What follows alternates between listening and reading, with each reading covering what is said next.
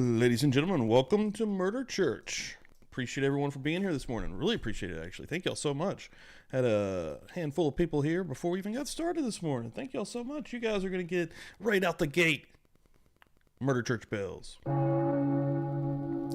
Really appreciate that, guys. Seriously. Yeah, we are going into, if you can believe it or not, week 12 of Murder Church, the Jeffrey Dahmer insanity trial. Yeah, it's going to be another good day. We'll go probably to about 12:30, 1 o'clock per usual. Thank you all for being here again. Thank you all so much. Yeah, if you're coming through randomly, please subscribe. Last night I made a playlist for this entire trial so far. I should have done that beforehand, but you can actually watch this in its entirety in one click. It'll just keep going through the videos. So that's pretty cool. Anybody that finds this later on. Make sure all notifications are turned on for Publicly Buzzed, because I'm putting out a lot of content right now, whether it's community posts, whether it's videos, or whether it's going live. You don't want to miss it. And also make sure you're sharing this out to your communities. I just posted this on Twitter. Share that out. Facebook, share it out to your folks. Share it out and let people know that you're hanging out with Publicly Buzzed, whether it's on Tuesday, Thursday, Friday, or Sunday. We really appreciate it. Also, make sure you're following my brother from another mother, Jay, who's hanging out here in the chat right now. What's going on, dude? Pop it in the old chat there. Mandy, good morning. Jay, Denise, Sarah, Megsy, Disney Nerd, Kelsey, Life, Love, and True Crime, Kim, Bonnie, Anna, Kelly, Adam from the UK.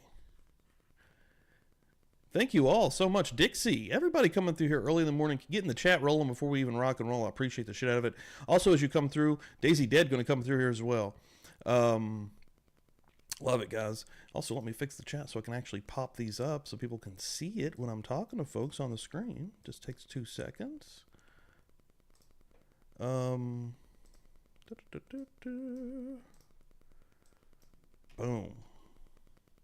Get a little bit of one of these right here. I'm telling you like it is, baby. Telling it like it is, baby. Paste that right there. Now we can communicate clearly. Daisy Dead, what's going on? What is happening? I love your fire heart. Yeah, week 12, unfucking believable. Let's just get real. 12 weeks of this right now. We are 3 months. This is the 3-month anniversary. What are we doing?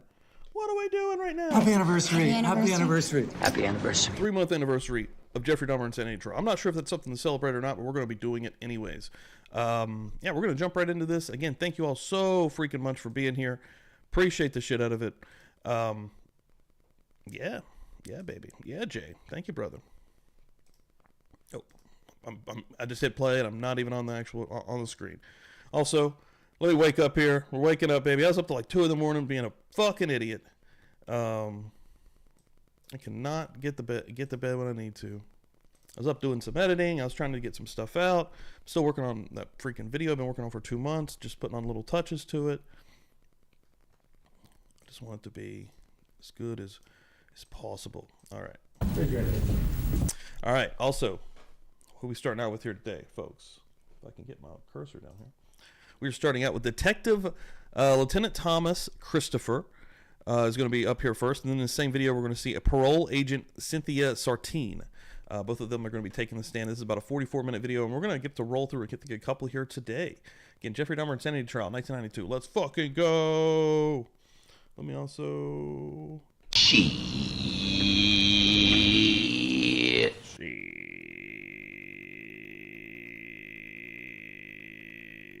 Solemnly swear all testimony you're about to give in this matter will be the truth, the whole truth, and nothing but the truth, so help you God. I do. Please be seated, sir. Give me the loot! Give me the loot! Give me the loot! Give me the loot! Would you state your name, spelling your last name, please? Thomas Christopher, C-H-R-I-S-T-O-P-H-E-R. And how are you employed? I'm a detective lieutenant for the City of Milwaukee Police Department. And how long have you been employed with Milwaukee Police Department? Approximately 20 years. Were you so employed on September 8th, 1986? Yes, I was. What was your rank and duties on that date? I was a detective at that. Yeah, we got a hoodie back here. I thought that kind of try to put that up so you could actually kind of see it back there. Hold on. Boom. That is a Murder Church hoodie that you can get at PubliclyBuzzed.com, folks. Murder Church hoodie. I also rocking another Publicly Buzzed bit there today. Hold on. Rocking all the merch. I actually love this shirt. This one fits amazingly. I love this shirt. I rock it fairly regularly. And then also, boom, don't forget the J-Bo Nation merch also, baby. Corchester merch. Gotta show the love out here. Okay? Gotta show the love. The J-Buzz Nation in full effect, baby. Oh shit. See her popping off here. What are we gonna do right now? Bonnie Bailey. $2 passing the collection plate down the road. Bonnie, thank you so much for being here. Really appreciate that. Give me the loot. Give me the loot. Give you a little bit of love right here out the gate. I was looking at the bell icon over here. Yeah, baby. Yeah, Sarah. We ain't messing around out here. Got the merch going. Gotta put it up. Gotta let people know. That time assigned to sexual assault investigations. Did you have occasion on September 8th, 1986 to come in contact with the person you know as Jeffrey Dahmer? Yes, sir, I did. Could you please identify him by where he's seated and what he's wearing? I'll stipulate. Very well. How did that contact occur? I was called into police headquarters as a result of a lewd and lascivious behavior arrest made by uniform officers and was sent in with a dispatch to question a prisoner. And that prisoner was Jeffrey Dahmer? Yes, it was.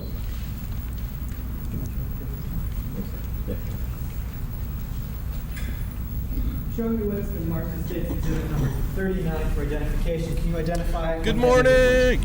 Yes, sir, it's a photostatic copy of the show-up report. Good morning. Good morning. Good morning. Good morning. And does your writing appear on that? Yes, sir, it does. Where does it appear? On the rear portion for the statement of prisoner. And did you sign that statement? Yes, I did. And did you do that on September 8th, 1986? Yes, I did. I'd move for admission of State's Exhibit number 39 insofar as it indicates the part written by Detective Lieutenant Christopher. No objection. Received.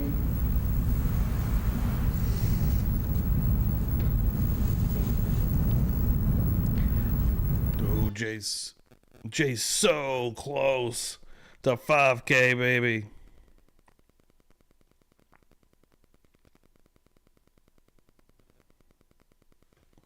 So close. Referring to State's Exhibit number 39, does it indicate that you advised the defendant of his Miranda rights? It does. What rights did you inform him of? And could you tell the jury that just as you told Jeffrey Dahmer on that date? At 9:50 p.m. on that date, I advised the subject that he had the right to remain silent, that anything he said could and would be used against him in a court of law. I advised him that he had the right to consult with a lawyer before questioning and to have that lawyer present with him during questioning. I advised him that if he could not afford an attorney, one would be appointed for him at public expense and could be present during questioning if he so wished. I also advised him that if he did decide to answer my questions without a lawyer present, that he had the right to stop questioning at any time and remain silent. After asking him or advising him of all 5 of these rights, I then asked him if he understood each and every one of those rights and wished to waive those rights and talk to me about this alleged incident. Did he waive those rights? He did. After that, did he make a statement? He did. What did he tell you? He initially related some pedigree information or background information regarding his family, his educational background, his military service, and some of his family members. We then went into the allegations of the lewd and lascivious behavior charge, that being that he had indecently exposed himself in the 5100 block of Kinnickinnick River Parkway to several young boys. His initial statement, he denied that he had purposely exposed himself. He stated that he had been living with his grandmother in West Allis, and that he had consumed about 4 beers while at his grandmother's house. Subsequently went out for a walk and stopped at a store where he bought an additional beer, consumed that beer, and as he was walking through the parkway, felt a need to urinate and stopped at a tree, and his quote was, took a pee next to the tree. He then continued walking, and then a short time later he was stopped. All right, yeah, you're totally right, Begsy, my bad. I did skip one. I'm going to let this one continue and keep playing. I'm going to backtrack just one after this one to number 31, which, yeah, John Doe and Michael Salinas. My bad. Totally did fuck that up. And I don't think it'll mess anything up by watching this one and then going back to that one, but yeah, good call, Megsy. I apologize. Stopped by police. He denied that he intentionally had exposed himself to anyone.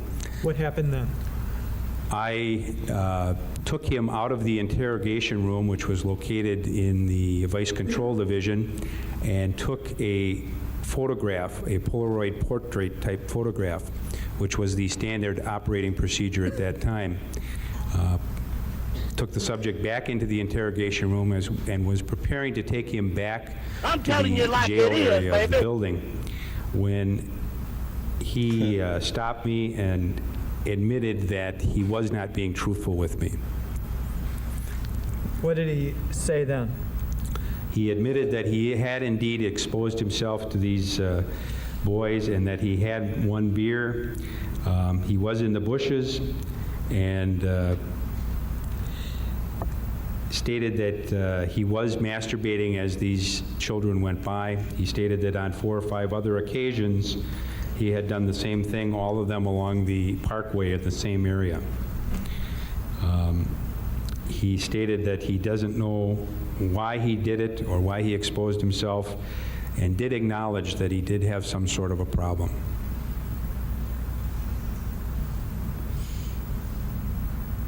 What happened next? Subsequent to that, he was returned to the jail area and was processed through court.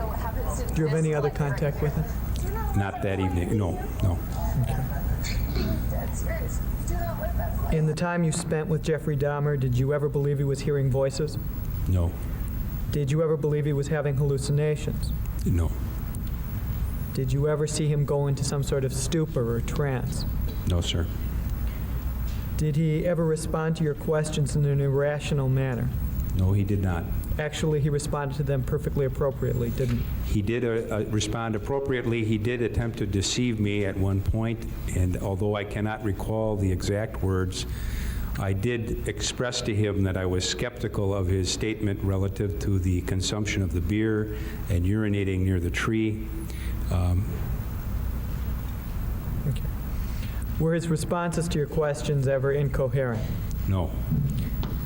Based on your observations of Jeffrey Dahmer's conduct, actions, manner, expression, and conversations with him, did you at any time believe he had a mental illness? No, sir. No further questions. Cross-examination. Lieutenant Christopher, you were a detective at that time. Yes, sir, I was. You were working in the sexual assault section, Yes, sir, I was.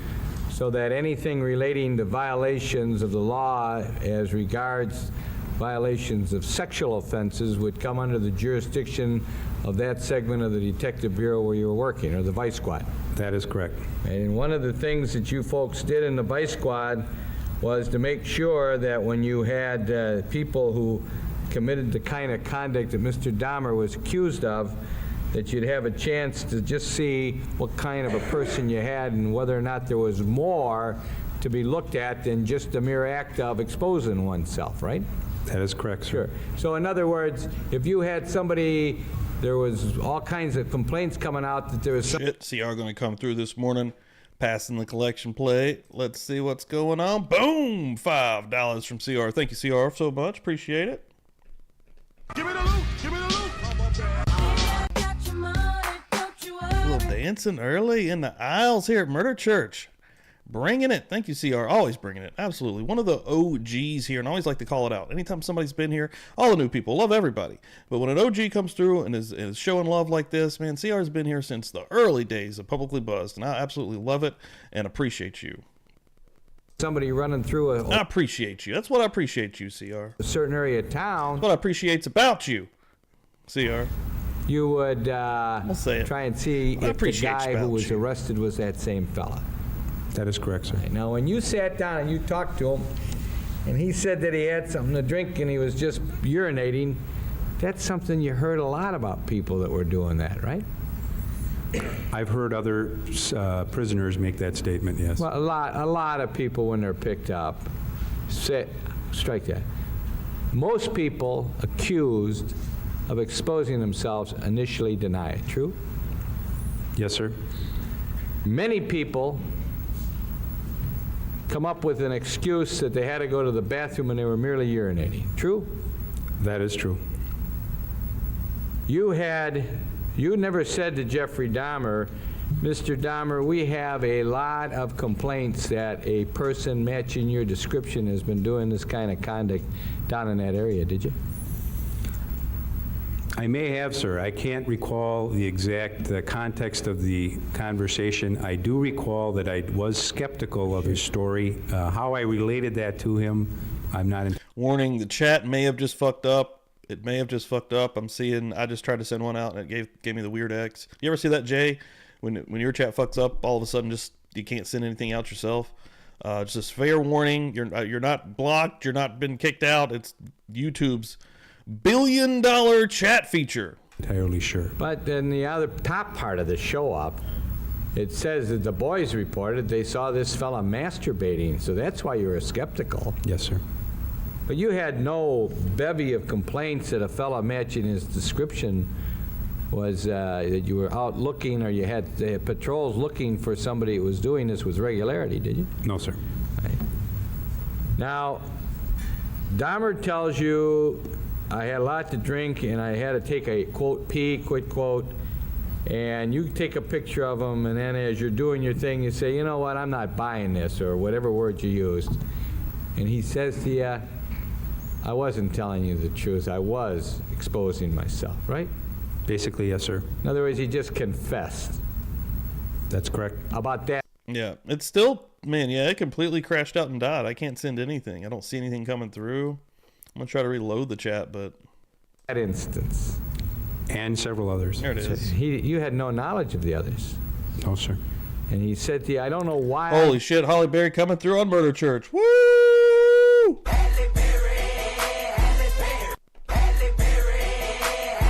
Love it. Do it, didn't he? That's correct. He said to you, Uh-oh. We're going to have to give Viv some church bells. Viv's getting church bells. Hold on. Boom. There you go. Viv wants church bells. She's going to get some church bells, baby. Dude, I hate it. I hate when it messes up like that. And people think that like it's you or the mods. It's annoying.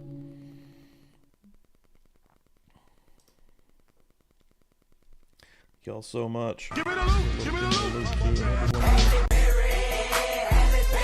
oh, why do it? I know I've got a problem. Know what he told you? Yes, sir. Now, how many years were you in law enforcement? Approximately 20. And how many years did you work the vice squad on the sexual assault and sexual problem kind of cases? Approximately 10 years as a detective. What you had in Mr. Dahmer, A, his immediate admission after you told him you didn't believe him. B, him telling you that he wasn't telling you the truth, that he had done it a number of times. C, that he knows he has a problem, and he doesn't know why he does it, was different than the ordinary one, correct? Different than the ordinary, I'm sorry, sir? Exposure. I've had many people accused of lewd and lascivious exposure complaints confess to them. It's not unusual to get them to confess. How soon after you get them to confess do they confess? As quickly as Mr. Dahmer did? I have no independent recollection of how quickly he did. According to the show-up, the minute you confronted him and told him, at least from what reading here, when you told him you were skeptical, you write down that he said, "I wasn't telling you the truth." That's fast, isn't it? In effect, sir, what it says in the show-up is that I was getting ready to take him back. Actually, the questioning had terminated, and I was getting ready to take him back to his cell. And at that point is when he acknowledged that he had, in fact, exposed himself. That's all. Nothing further. You may step down, sir. Thank you. Next witness for the state. Yes, Your Honor. State call was a quick one. Sarton.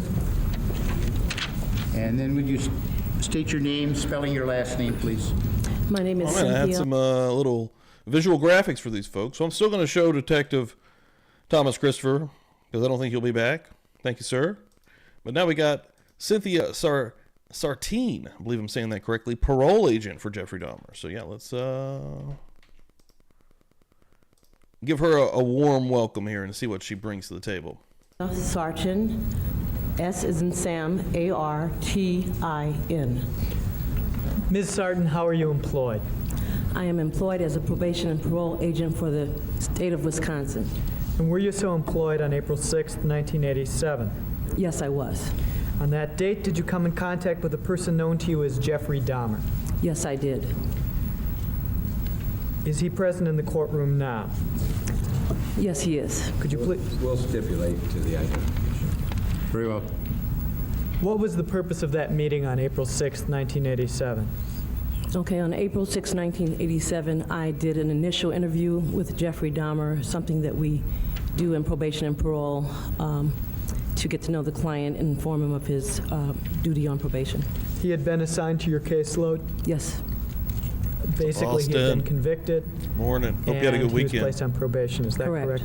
Can we tell what the conviction was for the record, please? And this conviction was for disorderly conduct? yes. Shit. Shirts will be on the way. And yeah, anybody that doesn't know, Austin has been having oh shit, that's in the wrong spot. Hold on. A few health issues along the way while making these shirts. But yeah, those things should be coming out. We'll be getting those out in the mail probably this week, actually, if they're heading, and they should be here tomorrow. So yeah, Austin, thank you so much for that.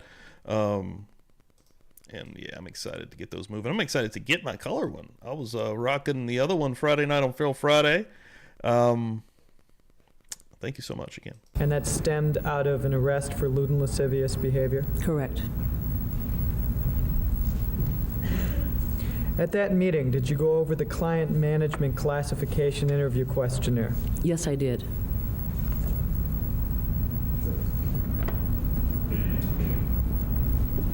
Showing you what's been marked as State's Exhibit number 40. Could you identify what that is, please? This is the client management classification interview questionnaire, CMC. It's referred to as the CMC for short, Correct. right? That's easier to say. Is that a document used in the ordinary course of probation and parole business? Yes, it is. And whose writing appears on that document? It's my writing. Anybody else's? No, just mine. Okay. When you give the CMC interview questionnaire to a probation or parolee, what's the procedure you follow? Well, we would sit down and I would ask the questions, and I would have the client answer the questions that I've asked him, and I would jot down some of the information that he would give me. And that document is divided into 3 columns for each question, is that correct? Yes, They have the question, they have the response or your interpretation of his response, and the scoring guide. correct. Is that the process you followed with Mr. Dahmer? Yes, it is. I'd ask that State's Exhibit 40 be admitted. Shoulder pads high, check. Hair high, check. Any objection? Received. Now, the CMC is broken down into a couple of different categories, isn't it? Yes, it is. The first section deals with attitudes about the offense, correct? Correct. Right. What was the first question you asked him? The first question I asked him was, could you tell me about the offense that got you in trouble? And question 1 would be, how did you get involved in the offense? And how did he answer that? He said he had a few drinks. He went to the restroom in an undeveloped area, relieved himself behind a tree. He was drunk. He went a little further. He saw two kids saw him. Later on, the police arrested him. He says that he thought nothing of it. He was bored and tipsy and was alone there. Did he indicate to you that he had done this before? No, he didn't. Did you ask him another question? Yes, I did. What was that question? The next question was, could you tell me more about the circumstances that led up to the offense? And how did he respond? He responded that he's been put through the ringer and that he had done shoplifting before, but that was okay because there was no victim, and they were laughing at him, some friends, I assume from one of them. Terrible time hearing how you're answering. Oh, is that right? I'm sorry. Could you pull the microphone maybe just a little lower? That's fine, thanks. Okay, start again. He had been put through the ringer. I did shoplifting of a coat before. There was no victim. He was with friends, and that they were laughing about it. Okay. When you asked him specifically about the circumstances that led up to this lewd and lascivious offense that he was convicted of disorderly conduct for, did he indicate to you then that this was a pattern of behavior he had had before and thought he needed treatment for it? No, he did not. Did you ask him another question? Yes. How did he respond to the third question you asked? Looking back at your offense, what's your general feeling about it? He says he'll never go back into the woods again. He had no idea this would happen. It was a heavily wooded area, not a park.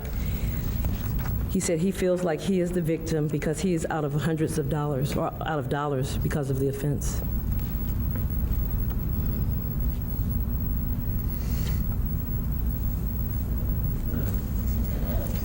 Next, let's turn to page 9 of the questionnaire.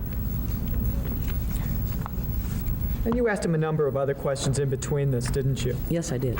Okay. How did he respond to, first, what is question number 34? Okay, in your relationship with your wife or girlfriend, in parentheses, it says husband or boyfriend, who tends to make the decisions? And how did he respond to that? His response was, I would like to make most decisions. Did he claim he had any difficulty making decisions? No, he did not. Did he claim that his decisions were the product of a compulsion and he couldn't help himself? No, he did not. Did he seem to you as the sort of person who could assert himself and do what he wanted to do? Yes. Another section of the CMC deals with feelings, correct? Yes. Under what did question 36 read? What kinds of things get you depressed? What do you do when you're feeling depressed? And what kind of things did he say got him depressed? Getting arrested What and else? losing his freedom.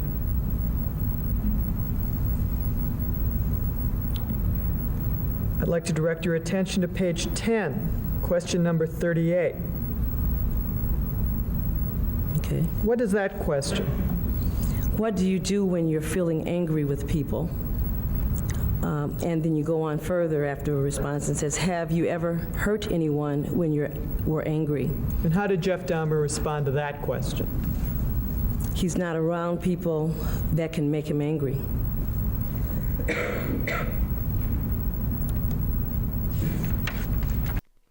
I'm gonna look this up now. The blurb about Boyle.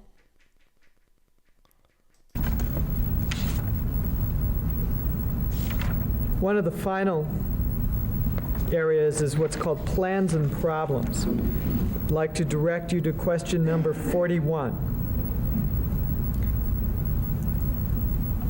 First of all, I'm reading a blurb. We'll pull it over. We'll read it in real fucking time. Jay just sent this to me. Key players in the Jeffrey Dahmer trial, where are they now? You want me to read the Boyle blurb? And I'm just out the gate. I'm already surprised that the man was still alive in 2015. Holy crap. Defense attorney Boyle, who gained fame representing clients including Dahmer and former Green Bay Packers star Mark Chmura, made headlines for the wrong reasons in 2015. The Office of a Lawyer Regulation charged Boyle with violations that included putting tens of thousands of dollars from clients into improper accounts and providing inadequate representation. Most of the violations occurred when Boyle attempted to help a client recover money spent on fake John Lennon memorabilia. Boyle was suspended for 60 days before the state Supreme Court. He was also ordered to take courses in law office management and to pay $25,000 essentially to cover the cost of the disciplinary proceedings against him. Boyle has been publicly reprimanded several times before in 2002, 09, 2012. In 2018, the Wisconsin Supreme Court indefinitely suspended Boyle's law license after clients in 2 criminal cases had disputed another of Boyle's fees and said he failed to explain them. Holy shit, he does seem a bit shady, doesn't he, Jay? Huh. Thanks for sending that to me. I'm going to read the rest of those as well. I'm surprised. I mean, no disrespect. And I mean, this is 1992 and he looks like he's 50 here or older. Damn. What is that question? People, about every single person I've looked up, and I haven't looked up every single person that was involved in the Jeffrey Dahmer trial, was still or is still alive. That's crazy to me, except for some of these folks. I mean, they were older folks then. Aside from legal problems, what is the biggest problem in your life now? And his response was lack of money.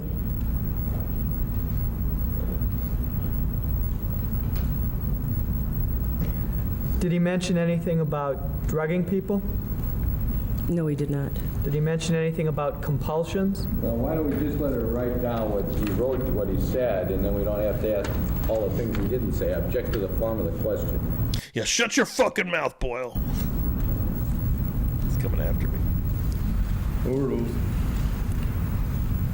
Did he ask anything about his did he mention anything about having difficulty with his compulsions? No, he did not. Did he mention anything about having problems with drinking? No, he did not. Did he mention anything about having problems in his sexual life? No, he did not.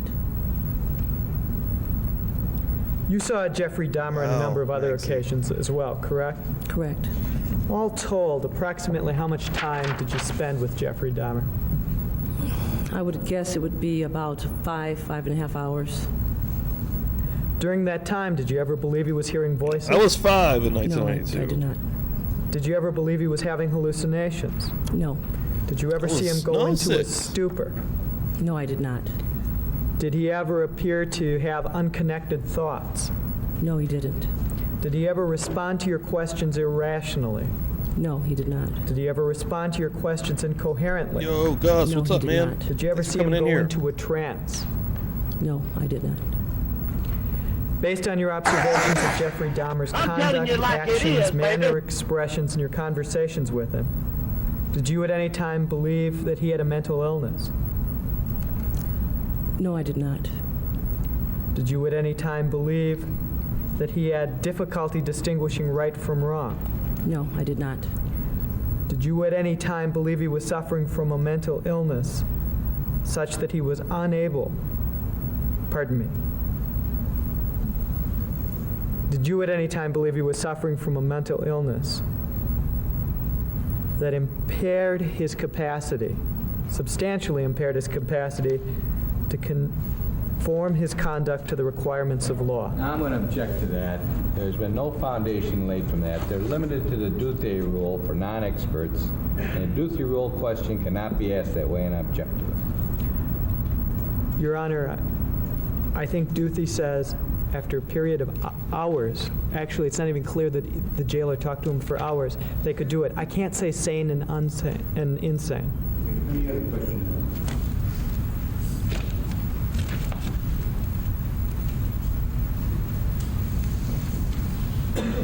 Question.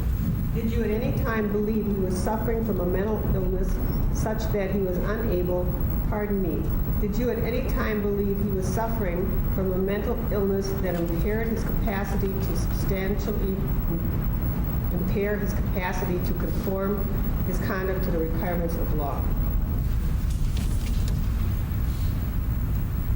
I'm going to ask counsel to rephrase the question consistent with the case. Okay. We're referring to Duthey, D-U-T-H-E-Y v. State, 131 Wisconsin, 178. At page 187 is the question, Your Honor. Yes, that's correct.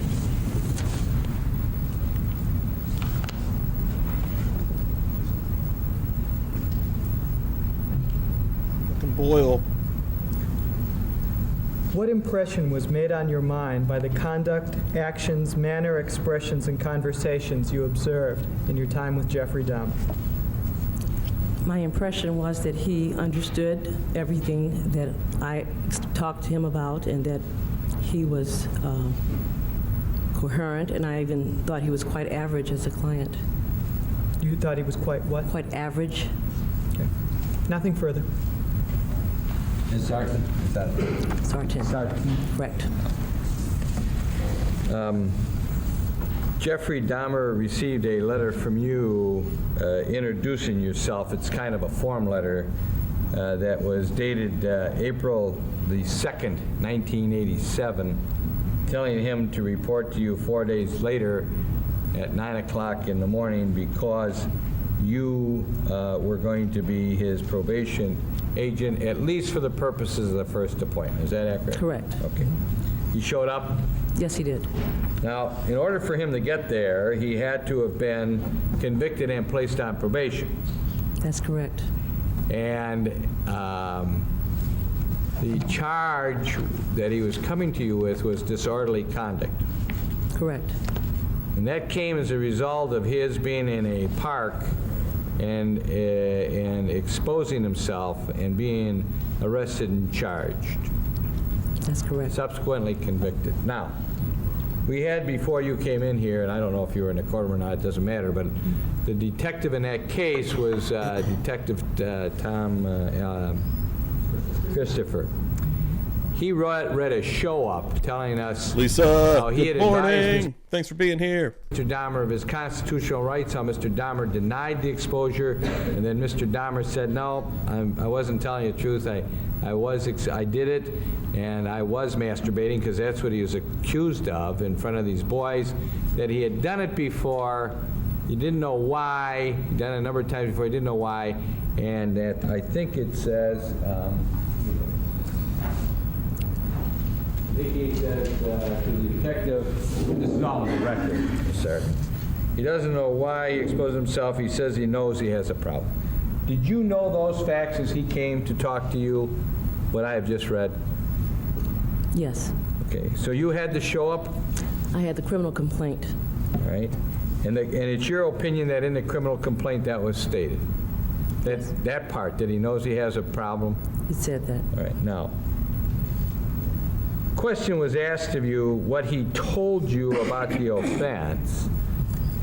Did he tell you that he did what he was accused of? Yes, he did. Oh, okay, because I didn't know. What you have in your words went further. What did that mean then? Too damn soon, Shannon. Too damn soon. It says few drinks, restroom, undeveloped area, comma, relieved self behind tree, comma, drunk, went further. 2 kids saw me. What did he mean by that? It was my assumption that he meant that he had masturbated. Okay, great. So he was being honest with you. At least he was being consistent with what he told the police. Correct. Now he says, you put circumstances, could you tell me more about the circumstance that led up to the offense? He said, putting me through ringer, shoplifting, coat, no victim, they were laughing, comma, not. What does that mean? To my recollection, he was saying that he had done previous offense of shoplifting. He was with friends. That was an additional offense that he'd done, and he had been put through the ringer. Now, on the next page, when you get into your offense pattern, there's a discussion concerning that shoplifting case again, is there not? Yes. Same shoplifting case? Yes, I think so. You said, I didn't have a job, wanted a coat, and took it. Lack of money, several years, never repeated, wanted to see if I could get away with it. Isn't that what he said? Yes. Was that consistent or inconsistent with what he told you on the front page about the laughing and being with friends? I think it's consistent. But still in all, the second time when he had to do it again, he told you more detail. Yes. Okay. When you said to him, looking back, what is your general feeling? He says, I'll never go back in the woods again. No idea this would happen. Heavily wooded area, not a park. I feel, what does that say, please? It says, I feel like I'm the victim out of dollars. Out of hundreds, does that say? No, I think it says, yeah, out of hundreds of dollars, right. Okay.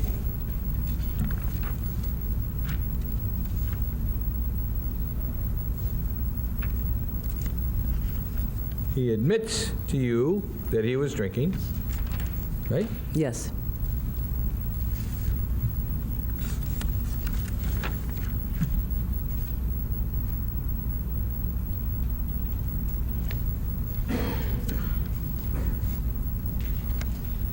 Tells you about his relationships, that he doesn't have many friends. Correct. doesn't he? Tells you he's a loner. Yes.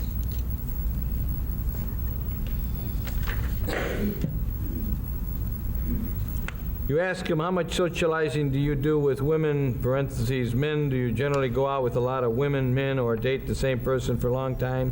What does he tell you? Not very much. I'm sorry, do you want me to help you? Page Yes. 9. I'm sorry. Apologize.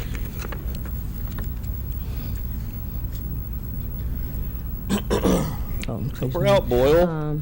Not very much, correct. Never had a real relationship, nothing serious. I guess it says he wanted a good paying job, saw no priority. I'm sorry, he what, please? Excuse me, where were we? Yeah, that's right, right where you're talking about. Did he say no priority? Does that have to do with question 33?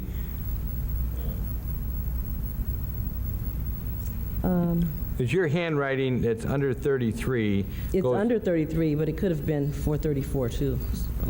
Well, All right, that'd be fucking dope. Yeah, there's got to be a jack-bo-lantern contest.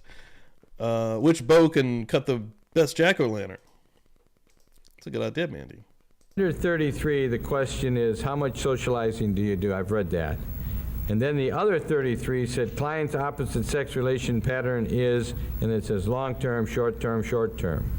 He circled short-term, less emotionally involved relationship or little dating experience, correct? I circled that, correct. Is that correct? Mm-hmm. But the handwritten notes under that are yours, and they read not very much, never had a real relationship, nothing serious, good pay job, no priority, saw marriage, avoid. What did that mean? Well, he was saying he was interested in a good paying job. He saw marriage as not a priority. It was something that he would avoid. Did you at any time ask him in that discussion what his sexual preference was? I mean, or maybe it was totally immaterial, but did the subject matter come up? Never came up. The kind of crime that he committed, that he brought you to him, exposing himself in front of boys and masturbating, did that lead you to believe in your professional experience that his sexual orientation was homosexual? Or did it not matter to even make inquiry on it? I wasn't sure at that point, first initial interview.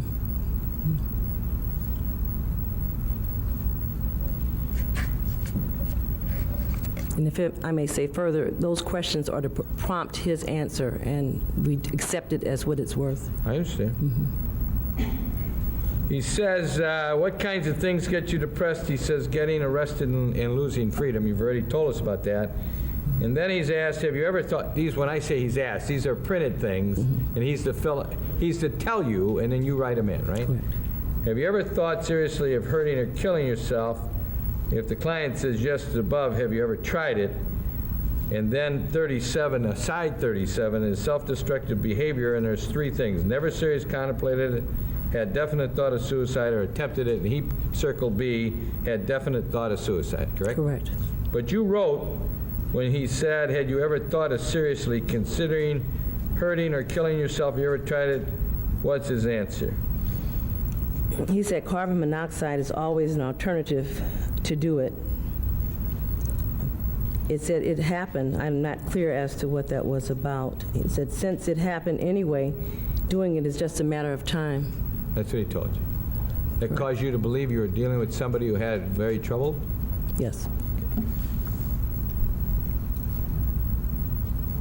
Do many people, in the course of your professional experience, Ms. Sargent, doing what you do on these reports, tell you things like that at that initial interview, that they're contemplating suicide, they consider carbon monoxide on a disorderly conduct type of charge? That's a rare response, isn't it? It's a lengthy response. To what? A lengthy response. Some people do discuss that because there's a situational depression from being convicted. Of disorderly conduct? People have told you in the past, when you asked them that question, that caused you to write down the method that he was going to use. Carbon monoxide is always an alternative to do it. It happened, since it happened anyway, doing it is just a matter of time. That happens with some degree of frequency? It is not the only time that's happened to me, let's put it that way. Rarely it happens. But rarely. Yeah. So you knew you had a troubled young man across the table from you when you were talking to him, right? Correct. What did you do when you were feeling angry with people? Have you ever heard anybody when you were angry, not around people that can make? What does that mean? Do you recall? He was saying he's not around. He's a loner. He's not around people that make him angry. Oh, okay.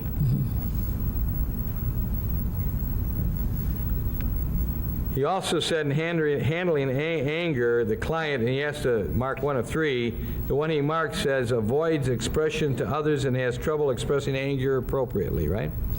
How that works is from his answer, I am to pick what I think. Oh, I see. You circle appropriate, right. what is the most appropriate.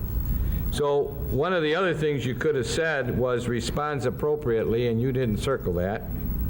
And you did not circle as physically aggressive towards people, because his answer kind of told you because he's a loner, he doesn't express it against others. Correct. When you asked him to describe his personality, what do you like and dislike about yourself, what did he say? He says he keeps to himself, dislikes his inability to set goals and attain goals. Basically, he says, if I ask him another question, he must have said, nothing comes to mind. Okay.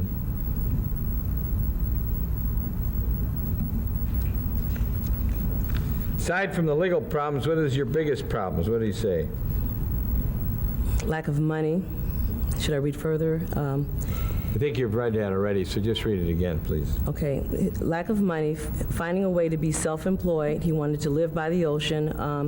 I think he says here he wanted to make $25,000 a year, or I'm not sure if he was making that or wanted to make that. And he wanted to have control over his working hours, look into, if I recall correctly, it was mail order. Those are some of the things he would like to do. Next page. And now we're talking, just so I understand, we're talking about an interview that took place on April the 6th, 1987, right? Yes.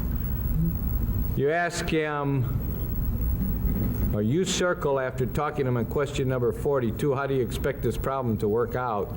That is the problem of his plans. After what he tells you, he says the attitude towards solving problems, you circle pessimistic, expects to fail. Correct.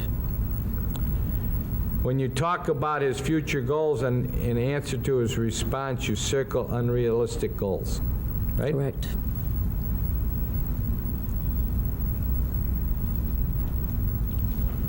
How will being on probation affect your life? What do you expect to get from being on probation? What does he tell you?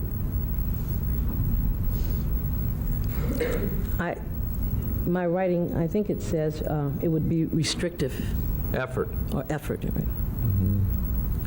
And then the next one is in that same area, client's general expectation about probation and parole supervision. And after you and he talked, you had 5 things to put down. No effect, his expectations, monetary counseling or program help, hope supervision will help him out of trouble, negative expectations, mixed or unclear expectations, and you circled negative expectations. Correct. That's also demonstrative of a young man talking to his probation officer, first time that he's got some trouble. That when you put down that he has negative expectations on probation, Dude, Mandy, VH1's pop-up video was fun as shit. I love the hell out of that. You'd learn something while you're watching the video. You'd have a little pop-up. Pop. There it was. Not the first noise. I'll never do it again. But that pop noise would pop up, and you get like a little bit of like a graphic info of what's going on at this point. Maybe while they're shooting the video, or the person's life, or maybe something crazy that went down. Man, pop-up video fucking ruled. I can't believe nobody's doing that on YouTube. Actually, that'd be a smart video to start making. Actually, style of video. there is a potential of a problem probationary. I would say so. Sure. I think so, Lisa. I think so. I think some parents are just like, let society deal with it, right?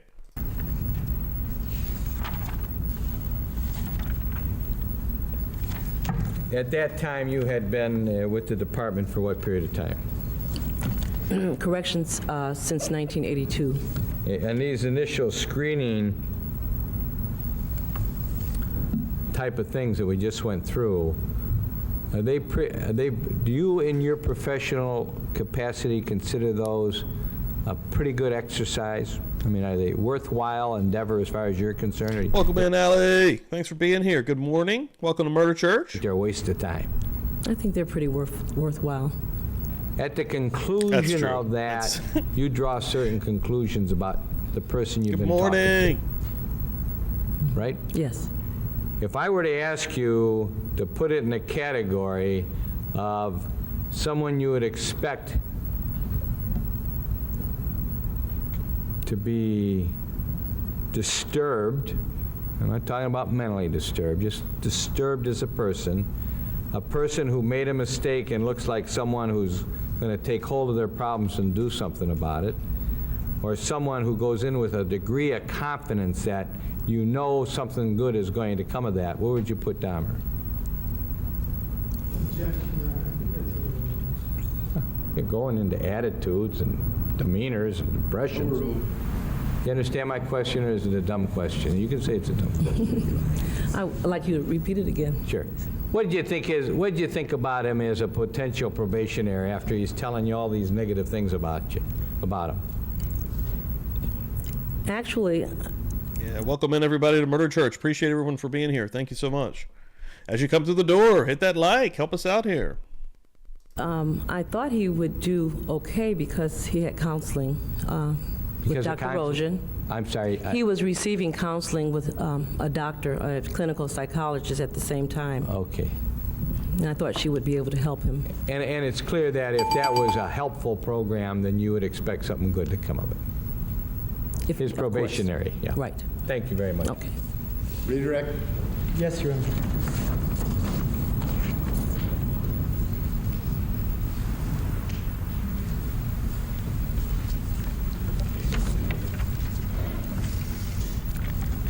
His description and how he got involved in the offense that you read, he stated he had a few drinks, had to go to the restroom, was in an undeveloped area, relieved self behind tree, he was drunk, he went further and 2 kids saw him. That's pretty much what he said, correct?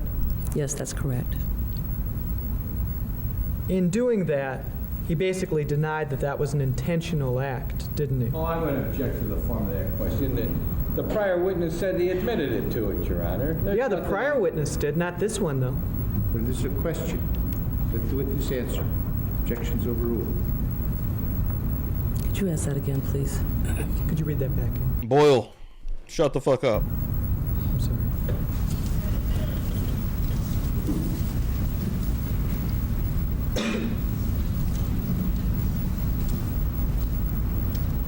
I'm telling you like it is, He baby. denied that was an intentional act, didn't he? I would say that he minimized it. On the shoplifting case that Mr. Boyle brought out, question number 4, I just want to clarify something. Tracy. What he said was he wanted to see if he could get away with it. Yes. Now, Mr. Boyle pointed out on cross-examination that at some level, Mr. Dahmer seemed to be a troubled young man. That's pretty accurate, isn't it? Yes. Aren't most of the people who you counsel in probation and parole troubled young men? Correct. Fact is, Mr. Dahmer was coming into probation and parole with what you described as a negative attitude. Isn't that right? Correct. You had the authority to do that. That is an option. Did you do it? No, I did not. Anything further for this witness? No, Your Honor. Thank you, ma'am. You may step down. Calm her down, Boyle. A few minutes after 5, I think it's Calm her probably down, bud. appropriate that we break it this time for the heat. a witness who's here from Green Bay. It's going to be about 5 or 10 minutes. We are going to backtrack here Okay. State call. real quick because I did a skipped one, and I apologize again. Megsy, thank you again for calling that out. I'm going to backtrack one here to John Doe and Michael Salinas. So let's see how long that one is. That one's 34 minutes. We're going to go into that one. I'll hit you guys with a quick little Murder Church stinger. Again, thank you all for being here. Appreciate the hell out of it. And we'll roll on.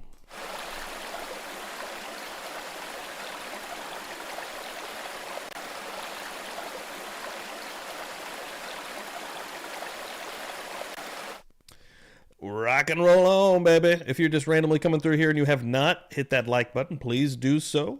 Really helps us out here at the old Publicly Buzzed headquarters, and helps get us out into the old algorithm here on YouTube, the old evil algorithm that YouTube is likes to suppress.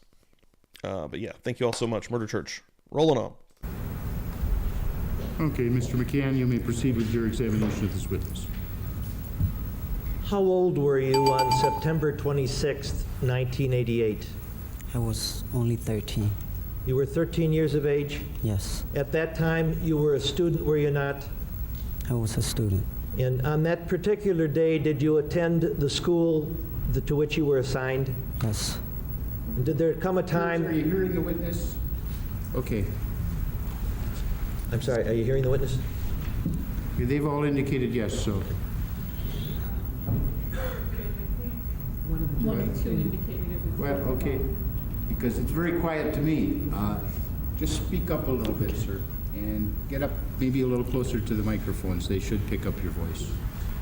Did there come a time on that day, September 26th, 1988, that you were on your way home from school? yes, I was. And what time was that to your best recollection? Between 3 and 4. And as you were making your way home, did you get in the area of about North 25th and West Wells Street?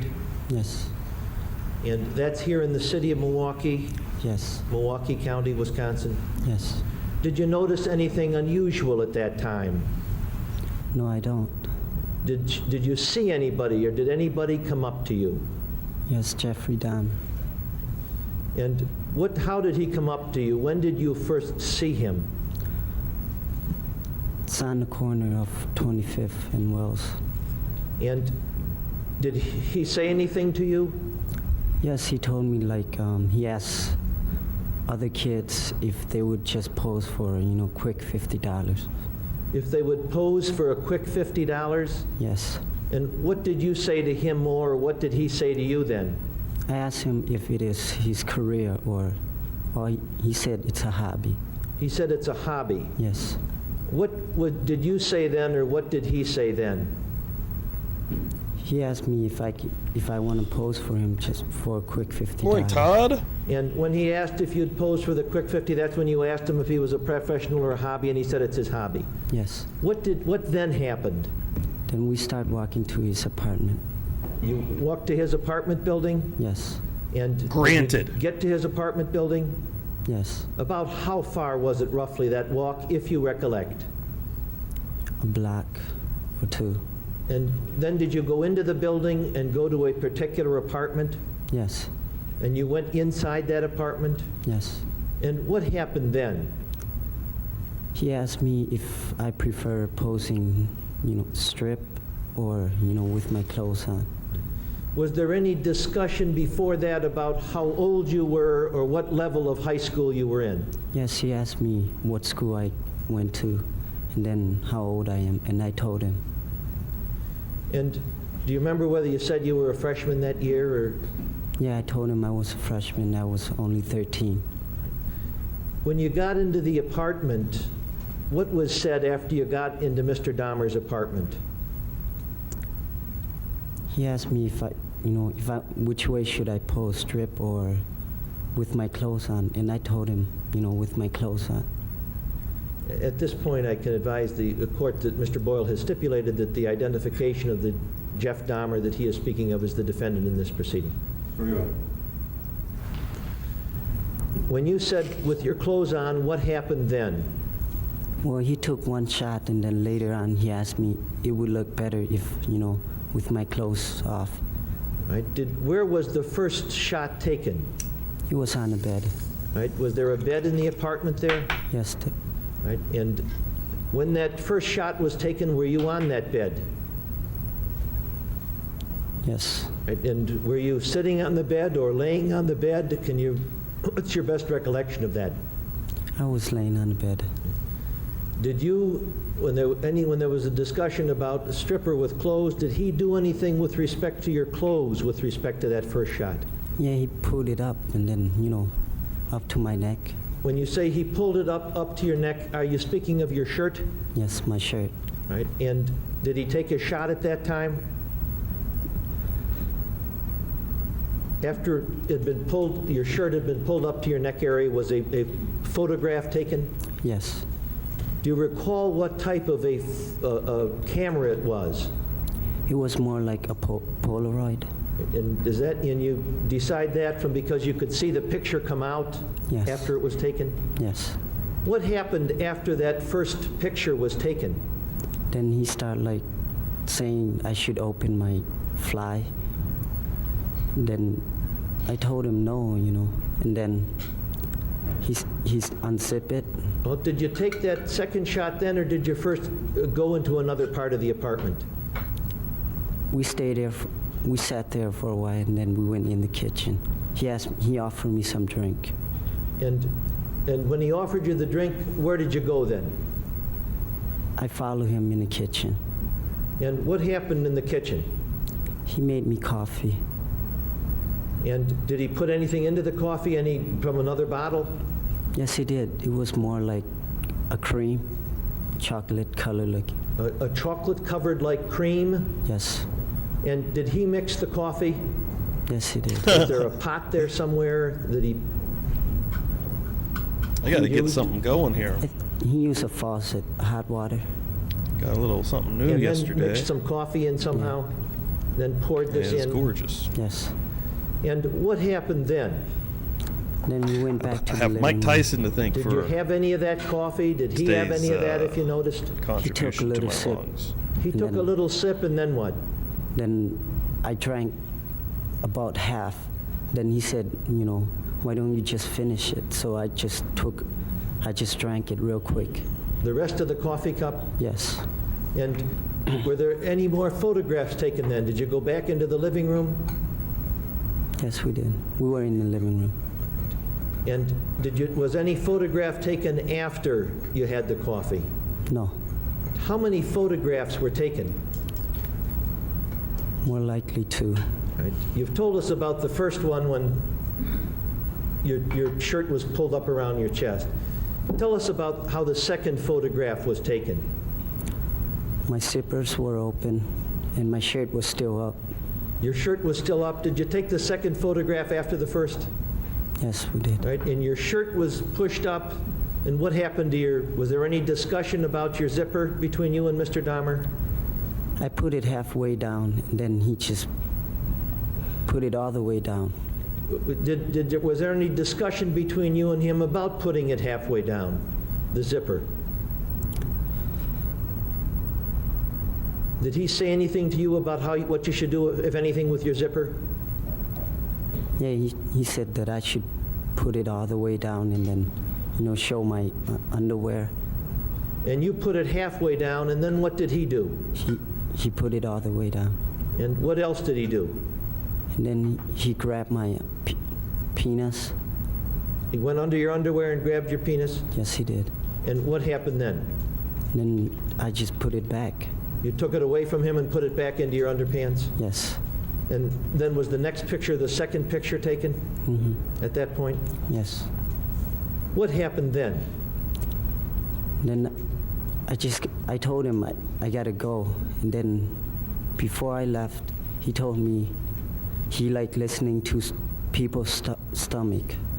And what did he do then? Then I was on the bed still, and then he came more like leaning down, and then he started. Lakota, welcome. To my stomach. Then he started kissing it. Started kissing your stomach? Yes. And then what did you do? I just knew right away I just have to get out of there. And what did you do when you figured you had to get out of there? What did you do? Zip my pants, my shirt back to normal, and then grab my book bag and walk out the door. Right. Had you gone out to the kitchen before the pictures were taken and had the coffee? Or what, did you take the picture, one picture, then go to the kitchen, come back for the second picture? One picture and then to the kitchen, then came back. All right, so the first picture you took, then to the kitchen, then back for the second picture. Yes. And then after he kissed your stomach, you said, I got to get out of here, something Yes. like that. What did you do then? I just grabbed my book bag and then I opened the door and... You moved to the door of the apartment? Yes.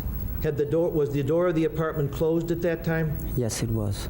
And had it been closed after you entered the apartment? Yes. And what did Mr. Dahmer do when you went to the door with your book bag?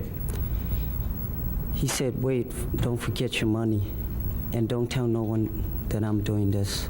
Wait, don't forget your money, and don't tell anyone I'm doing this? Yes. Did he give you any money? Yes, he did. I mean, he came up to you and gave you the money? Yes. All right. Was the door open or closed, if you recollect, at that time? I opened it. Pardon? In case if he tried anything, I would, the door would be open for me. And what happened then? Did he give you the money? He gave me the $50. Was the door closed or open, if you recollect, when he gave you the $50? It was open. I opened it. And then what happened? Then I walked out. And then once I got... Shit, Lakota rolling through here to church this morning. First of all, thank you so much for being here, Lakota, and bringing a $9.99 with her. What's she going to say here? Can't stay, but we'll be able to soon. Love you all. Have a great day. Yeah, you have a great too as well. Thank you so much for coming through and blessing us with your presence here at Murder Church. Give me the loot. Give me the loot. This is gun country. I'm going to give you a little bit of... I'm sober enough to know what I'm doing, and I'm drunk enough to really I hope you have a great enjoy day. it. Hope you've had a good weekend. And yeah, we're going to be going into the new week here. And we kind of start that out with Murder Church on Sunday morning, folks. Again, thanks everyone for hanging out. Appreciate it. Yeah, we'll get a little coffee here. We'll get a couple of these bad boys. A little probably nothings in the chat, as Jay would say. Funnel cloud joint. That's what we're going to call it. That's all it was. That's all I see. That's all YouTube needs to know anyways. Got out of the apartment, I knew right away I was dizzy. And what happened? Were you starting to walk home? Yes, I did. And did you feel dizzier as you walked further towards your house? Yes. What happened when you got home? I slammed the door. I couldn't even walk straight and just headed to bed. You headed to bed? Yes. Did you get into the bed? Yes, I did. When is the next time you became conscious of where you were? Where were you? At the hospital. At the hospital? Yes. And you were there for a while at the hospital. Then did you come back that evening to your home? Yes. Did a police officer or police officers come to your home that night? Yes. And did they ask you to show them where this apartment was? Did you tell them what happened to you that afternoon? Yes. Did you go with the officers and point out the apartment and the apartment building? Yes, I did. And did you later come down to the police headquarters and look at some pictures? Yes. And did you pick out the picture that was Mr. Jeff Dahmer? Yes.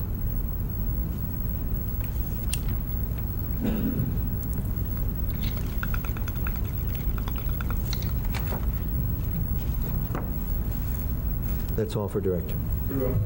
Cross-examination? Be so brief, I wasn't even going to ask you any questions, but did you say that he put his ear to your stomach? Yes, he did. First. Thank you, sir. That's it. Any redirect? Witness may step down. Boyle needed to know that. Court will take a recess at this time. And then would you state your name, spell your last name, please? The name is Michael Salinas, S-A-L-I. Oh, shit. Miss S going to come through with the $4.99. Got to go adult for a bit. See everyone. Yeah, tonight. And Jay, Jay's going to be doing something a little bit tonight on his Discord. I believe that is a Patreon members only deal. If I can get in there tonight, I'll be hanging out as well, hopefully. Sunday nights are hard for me because I do this for a long period of time on Sundays, Sunday mornings. So Sunday after this, I'm pretty much trying to catch up on, just, shopping, doing regular, stuff preparing for the work week, quite frankly.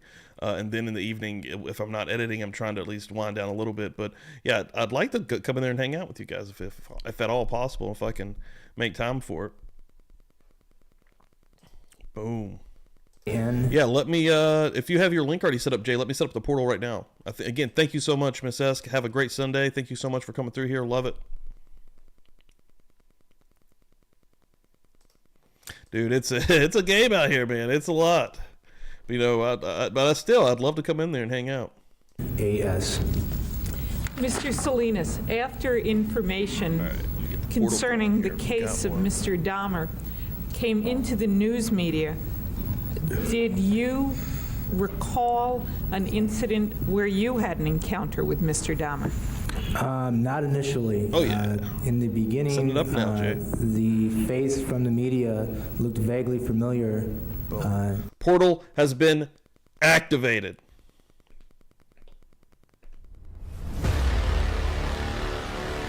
At the initial outset of the case. However, upon looking at a photo of Jeffrey Dahmer, an older photo taken, I then recognized him, and also seeing a profile photo of him, also recognized him from the incident. And you recalled having an encounter with Mr. Dahmer? Yes, I do. And you reported that to the police, correct? No, I didn't. All right. Were you spoken to? I'm sorry. I reported it to the police once I identified him as, okay. Oh, shit, that's right. I've been seeing Carrie post that and everyone post that. That is going to be dope, man. That's going to be cool as hell. Yeah, if I can get in there and check that out, that would be sweet to watch with you guys, actually, because I do plan on watching it anyways. But it'll be a timing thing. It's kind of how it plays out. Again, some days after this are just almost it's almost too much after this. Man, I want to check that out. If not, I'll be watching it after the fact anyways. But I do want to check that out. That sounds dope. That's what I meant. You didn't report it at the time of the incident? No, not at the time of the incident. Right. And at the time you reported it to the police, you recalled it as occurring in the spring of 1986, or that was your estimation, correct? That's correct at the time. When do you recall it as having occurred, actually? Actually, I recall it occurring the spring of '87. And what brought to your mind that it must have been the spring of 1987? Because during that time of the incident, I was working at the Performing Arts Center, and upon looking at a past resume, I noticed that at that time it was in 1987. Now, where did you encounter Mr. Dahmer on that date? Outside the Sail during bar close. And were you alone or with someone else? I was with somebody else. And was that person a friend of yours? Yes, he was. And what happened when the two of you encountered Jeffrey Dahmer? A conversation was started as to the fact that he stated his name, his first name, and then said that he was from Chicago and that he had a room that he had rented out and that he had a bottle of rum, and if we would like to come and finish it. And was he the one that started the conversation? Yes, he was. Then what happened?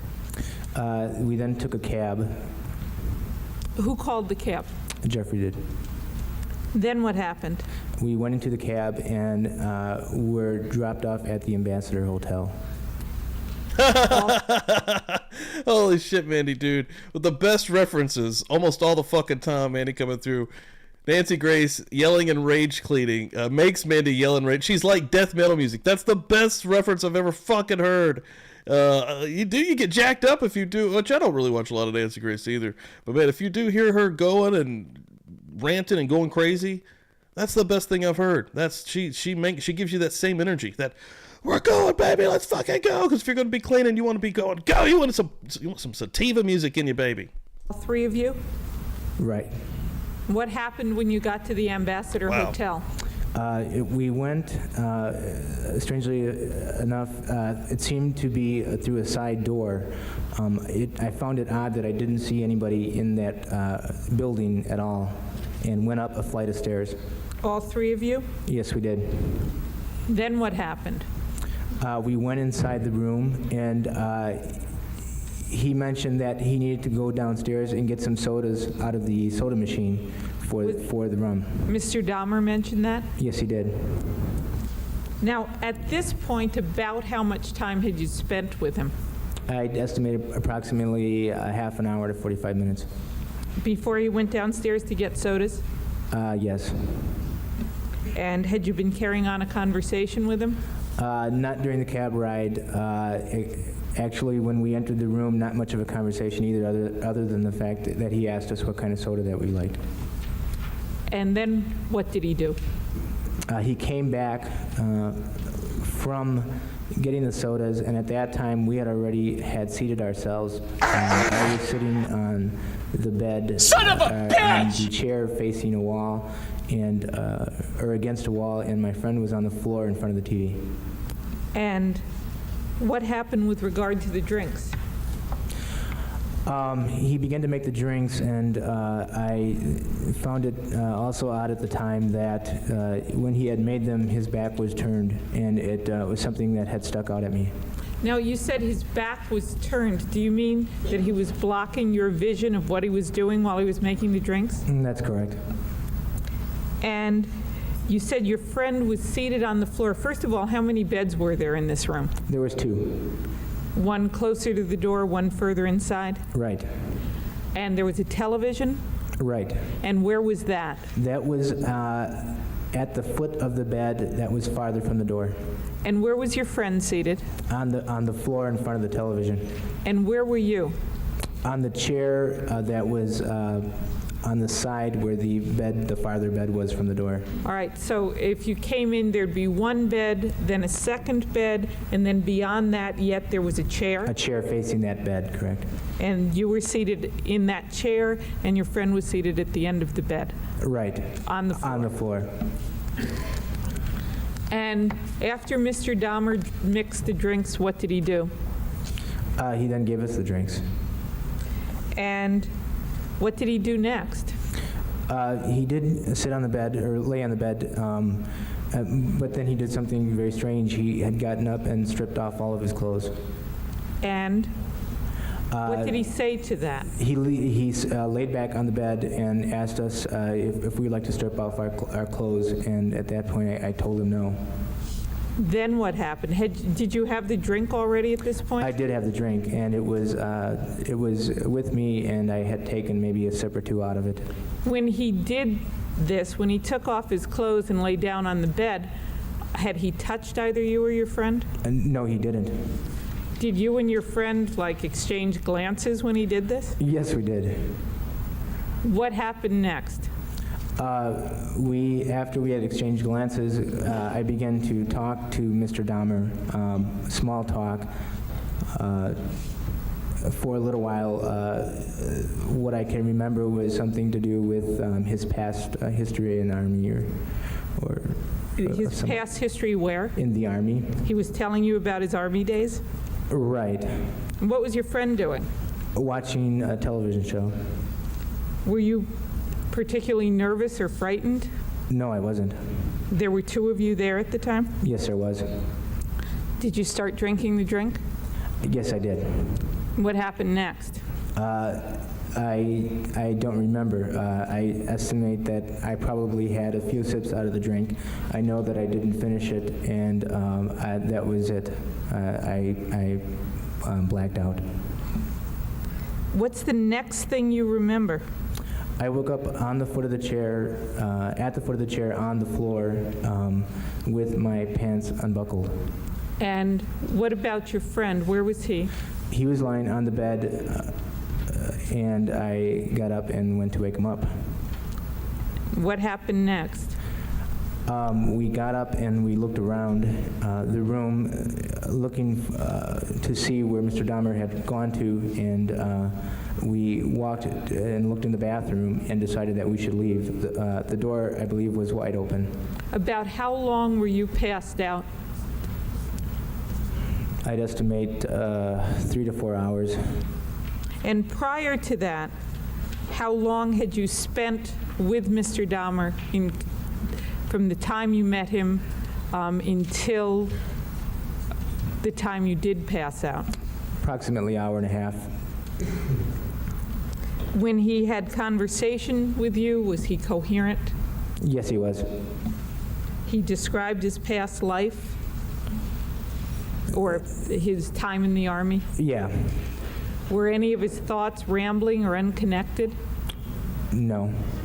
Except for the fact that when he came into the room, took off his clothes. Did he explain why he did that to you? No, he didn't. Just that he said that he preferred to have his clothes off. And he invited you to take yours off too, correct? Yes, he did. Did he react in any way when you said no, or did he just let it go? No, he didn't. He had a small talk with me and had his hands behind his head and appeared to be very relaxed. While he was lying on the bed? Right. All right, so he's lying on the bed with his hands behind his head, his clothes off, and he's just having small talk with you. That's right. Okay. At any time, was his conversation unconnected or incoherent? No, actually, it was quite a nice conversation from what I remember. And after a few sips of the drinks, the next thing you remember is waking up several hours. Shit, Kim, fabuloso. I love your name, Kim. Coming through with the $3. Let's pop it up. Boom, hitting it with the fist bump. Baba, we'll give it to you right there. Hold on now. Give me the loot, give me the loot. Thank you, Kim, so much. Appreciate that. Coming through here again from Murder Church. Again, appreciate everyone for hanging out. We got about another 13 minutes of this clip left or so before we're going to go into another clip. We're still pretty early on here in Murder Church, about halfway through-ish. Yeah, appreciate everyone. Thank y'all so much. Hanging out, giving your Sunday morning to Murder Church. Hours later. Yes. Other than your pants being unbuckled, did you notice anything else about your clothing? Once we had stepped outside, my friend had noticed that he had split up the back of his pants, probably starting from mid-thigh to right up through his buttocks. Did you see that also? Yes, I did.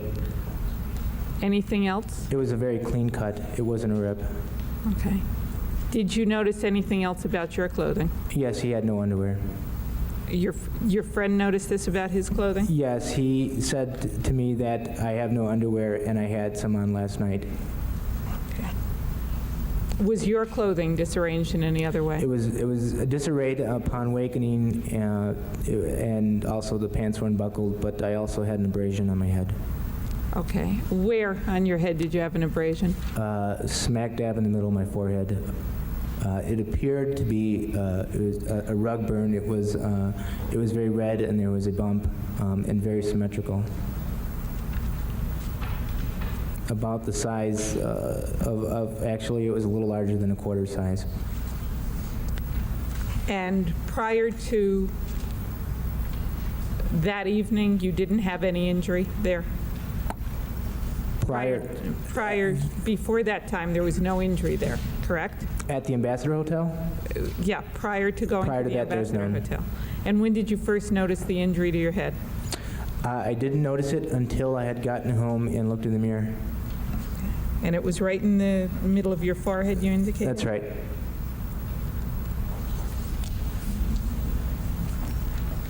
Mr. Fu.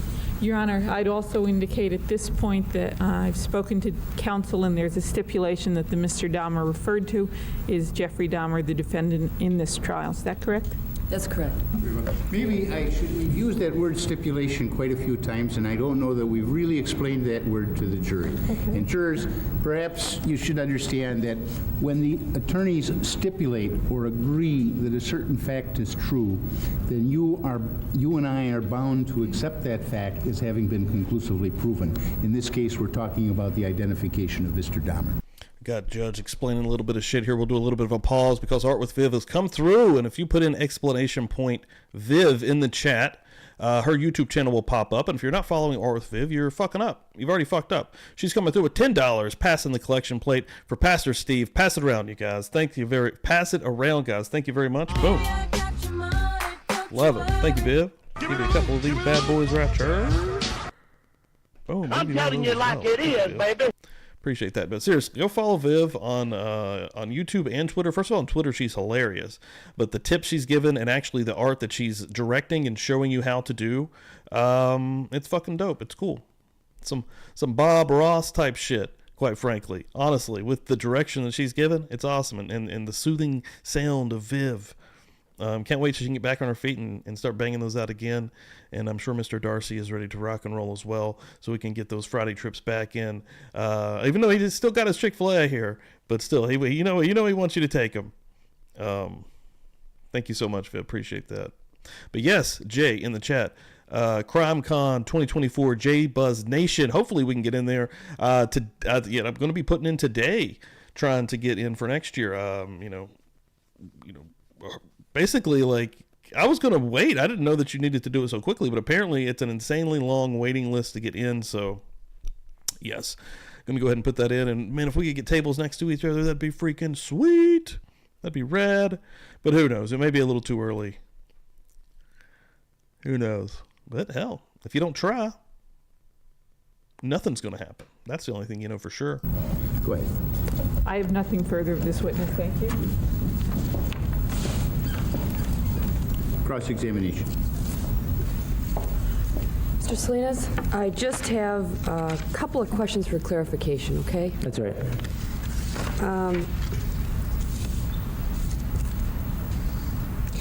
First off, you had indicated here today that you believe good morning, now that my it was Clad in the spring Gaines. of What's going on? 87 rather than 86. Is that correct? That's right. You're fairly certain of that? I'm very certain, yeah. Okay. You've indicated that you were at C'est La Vie Tavern with your friend, correct? Right. Was this a friend that you had gone there with, or was this somebody that you had met at the bar? It was a friend of mine that I met there. Is this a close friend that you would normally call up and hang out with? At the time, it was a close friend, yeah. Okay. You indicated that you had That's the damn gone truth. after you met It's the damn truth. with Mr. Dahmer over to the Ambassador Wouldn't be here right Hotel. now if we didn't try And something. you stated that you went into a side door, is that correct? It appeared to be a side door. There was a stairs. Upon opening the door, there was a stairs immediately in front of us. Okay. Do you recall giving a report relative to this matter to the police department when you had called it in? This was after everything was all done and this story had broke. You called in and you talked to a detective about this? Yes. I mean to hit the thumbs on old fuckface. Hold on. Okay. Do you recall that at the time, in the report that you gave, it said that you entered the front. Is this just now that you remember better that it wasn't the front, it was the side? Yeah, it's just upon memorization of the way that I came in. I'm saying it appeared to be a side door because I didn't see anything else but the stairs. Okay. You've also indicated here today that you went up to the room and then Jeffrey Dahmer had left and gone back down and picked up sodas. Is that correct? That's right. Okay. You indicated again in this other report that, in fact, on your way up to the room, you had picked up the sodas at the same time, giving the impression that all of you had done this. Now, do you remember? Yeah, upon remembrance, I do remember now being up in the room and him asking what types of soda we liked, and then ran down to go get them. Okay, so it wasn't that you all had just been passing the soda machine in the No, because when he came back, we had already been seated. Okay. And likewise, too, just like I said, just for clarification's sake, you had indicated, as you reported this, that there was just one double bed in the room, and now you're indicating that there was, in fact, two. Was that correct? I was always under the assumption there was two. I don't... Okay, that's fine. Like I said, just trying to get some clarification here. Oh, my God, Shannon, out the door with you! No, thank you very much. Appreciate that like, baby. Woo! Further, you had indicated that at the time when Mr. Dahmer had taken off his clothing, that you and your friend had exchanged glances. That's right. Did you say anything? Was there anything spoken about the fact? No, we didn't say anything. We had just thought it was strange at the time. Okay.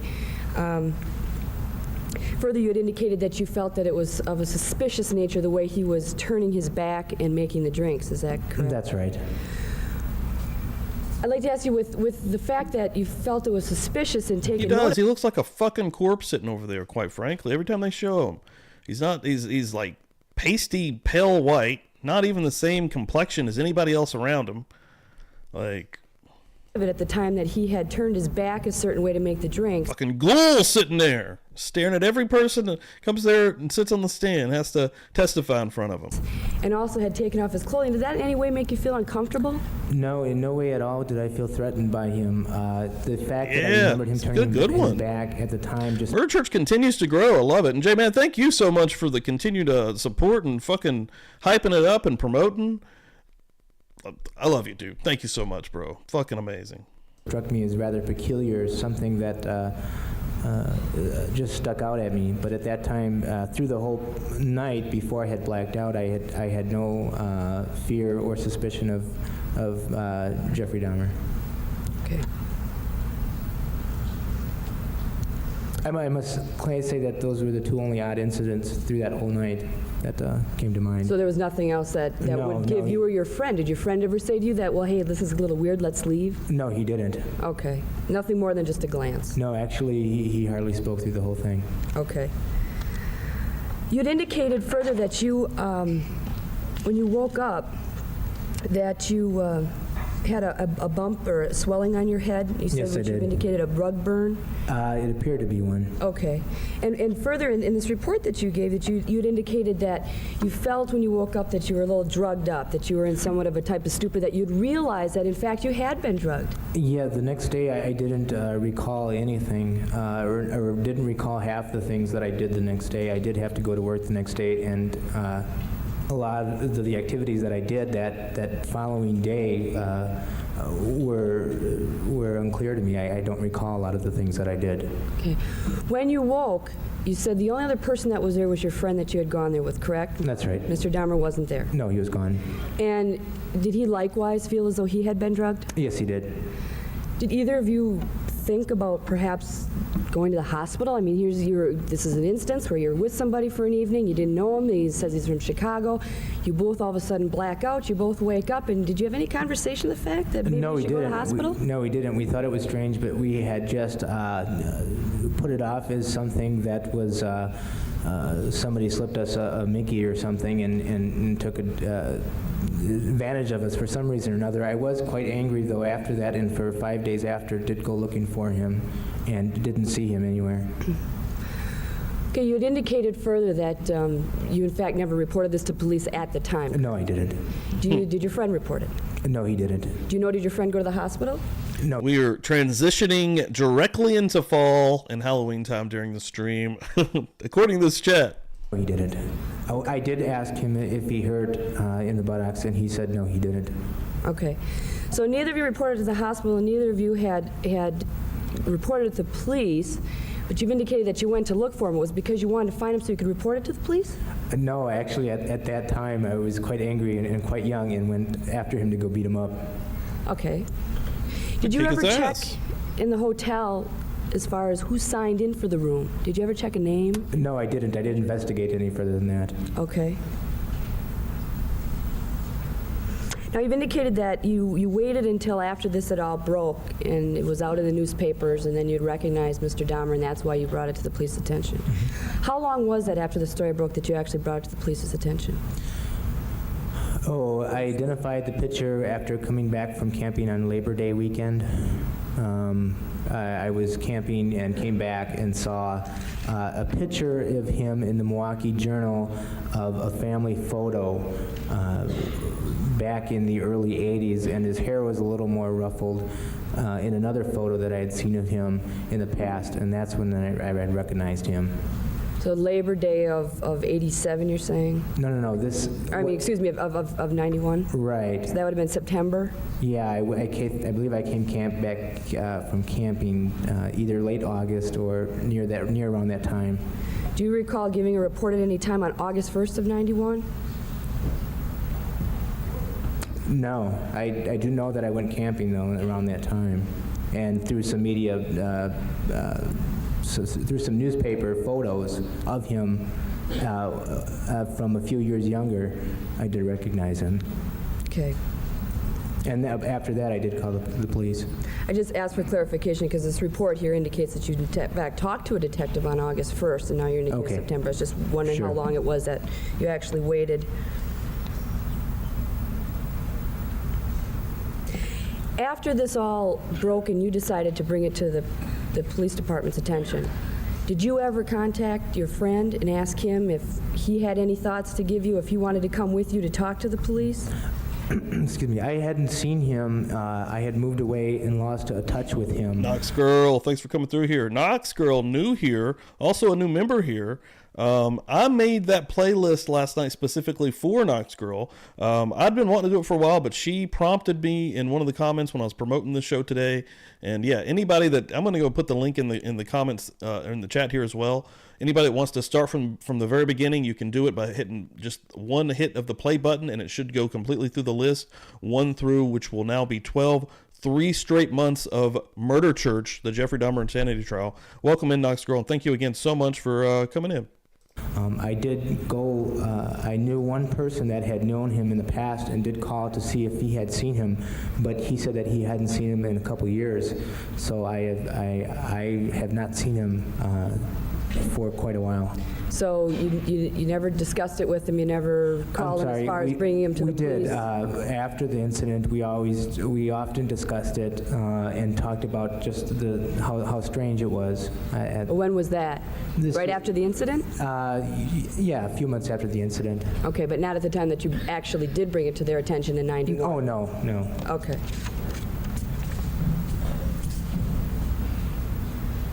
Shit, new member coming through real quick. Let's go ahead and holler this out. Hope Ate Fear just membered up here, folks. Nice. Throw the beers, throw the mimosas, throw the Bloody Marys, because it's still a little bit early here. But let them know that we appreciate that.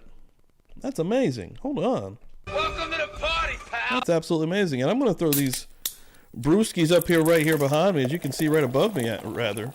Boom. Satisfying pours for you. Thank you so much. That's awesome. Give me the loot. Give me the loot. Couple of new members, always appreciated and loved here. And I'll throw it up one more time. Hope Ate Fear, thank you so much. Anybody that does not know, if you do become a member here at Publicly Buzzed, you get a stream once a month, and I want to add to that the further we get along down the road here. But at least once a month, one of our regular streams, usually a Tuesday or Thursday stream, will be specifically for you, producers of this content, members at Publicly Buzzed and the J Buzzed Nation, J Bo Nation. Thank you very much, appreciate it. Shit.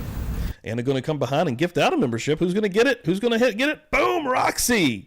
Roxy just got that son of a bitch. Love it. Early. Going to pop out some coffee, some brewskis, some hell yes, some murder churches. Love it. Crack another open right there. Satisfying pour right above me. Welcome to Welcome to the party, pal. the party. pal. Wow, absolutely amazing. Getting it going here. Again, thank you so much, Anna. Really appreciate that. Murder Church, full effect again. Oh, man, some of the highest numbers we've had here on a live Murder Church.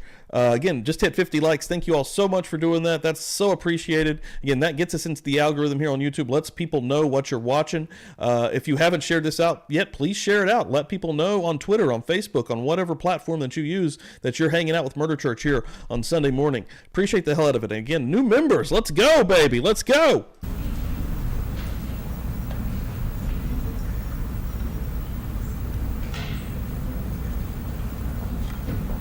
That's awesome.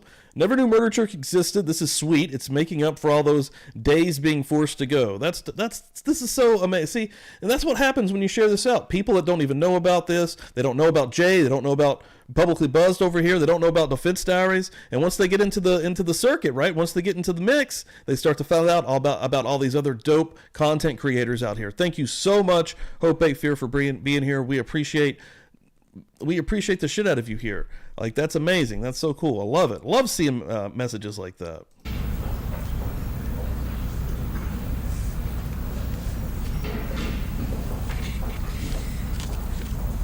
Without necessarily having to tell us, do you know what your friend's last name is? No, I don't. Okay. Did you ever, by chance, that next day, call the management of the hotel and ask whether, or just anonymously call in and say, hey, look, there's a guy that's up in room such and such that's drugging people? No, I never investigated it any further. You never warned anybody about the fact that this was happening? That this had happened, in fact, to you? No, other than just discussion between me and my friend and maybe a couple other people. We thought it had been a common occurrence for people sometimes to be slipped something in their drink, and so we thought it was something similar to that, and so we didn't look to investigate it any further, other than the fact that I went looking for him. Okay, just one more question. Sure. That evening, when you woke up the next morning, you said you indicated that there was a bump on your head, that he had a slit in the pants, that you had some other problems, and your friend had a slit in his pants. Mm-hmm. Did you notice, was there any property taken? Was there any necklaces, money, anything? No, none of us noticed anything taken. Nothing was taken? Nothing was taken. No further questions. Redirect? No. Okay, let's take a short recess and then we'll come on with the next witness. All right, another video down. I had to go back just for a moment there. Okay, 31. We're on 33 now because we came in with 32 today because I had to go backwards again. Thank you, Megsy, for letting me know that. We're about to go into 32 with, 33, excuse me, Jeffrey Connor. Jeffrey Connor, a friend of Dahmer's victim, Anthony Sears, takes the stand. So this one, it's a short one. This is only a 12-minute video. We might be able to get through a few here today. But again, being a friend of a victim, again, trigger warning, and this could get emotional as well. Let me look through the chat here. The chat is bumping. Thank you all so much for hanging out and being here. I'm going to hit a stinger as well before we go into that. But yeah, let me look through the chat here just for a second because the chat is bumping. And we have some new folks coming through here. We got some new members, and I love it. Hold on. Hope Ain't Fear. I subscribed a while ago to Jay. For some reason, I got the notification this morning, but I hear you talking about Publicly Buzzed all the time and seeing him chat. I'm loving this. Thank you so much. I love to hear that. The energy behind it is making me smile so big this morning. That's amazing. And yeah, welcome in. Welcome in. And also coming straight in and going to be gifting out a membership, Hope Ain't Fear. And who's going to get that son of a bitch? Brooklyn is going to get it. Thank you, Brooklyn. Welcome, everybody. Beers. Let's go. Welcome to the party, pal. Love it. That is amazing. Give you a little bit of, give me the loot as well. That's awesome, yeah. And again, and Bobby, good morning. Thank you. Smash that like as we continue to grow here at Publicly Buzzed and in the J Buzz Nation. And as Jay is about to hit 5K subs, while we got everybody here, anybody that is not following me on Twitter, please do so. We have a contest, folks. Jay was promoting it this morning. I'm going to put my Twitter, first of all, in the chat. Please go follow Publicly Buzzed on Twitter. Also follow Ricky Cougarback as well, my brother.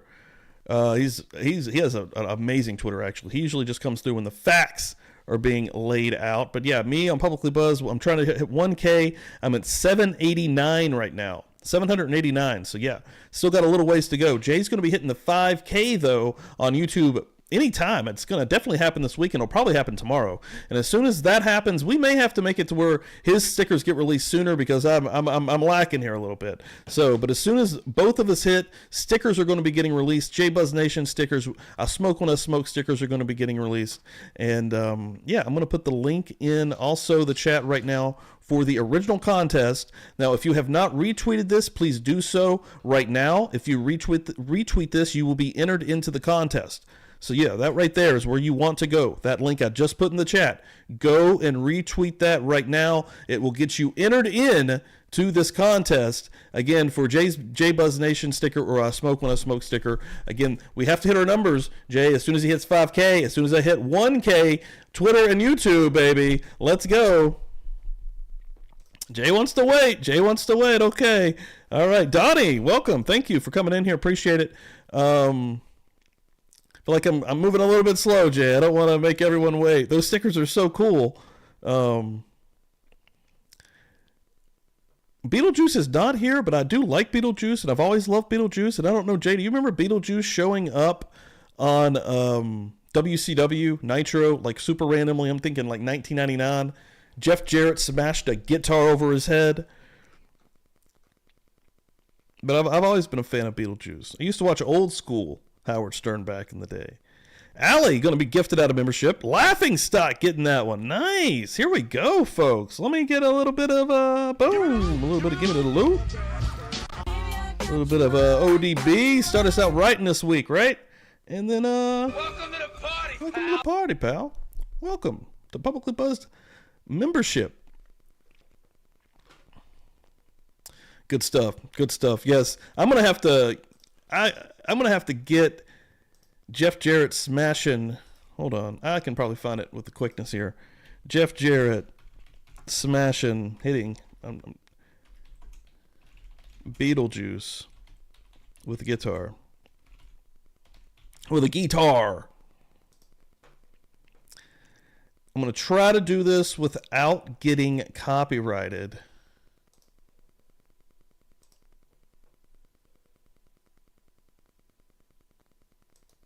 Wish me luck. So I think I can pull it off. Let's see if I can pull this off here. Again, this is Beetlejuice getting hit in the head with a guitar by Jeff Jarrett. And then we're going to continue Murder Church, folks.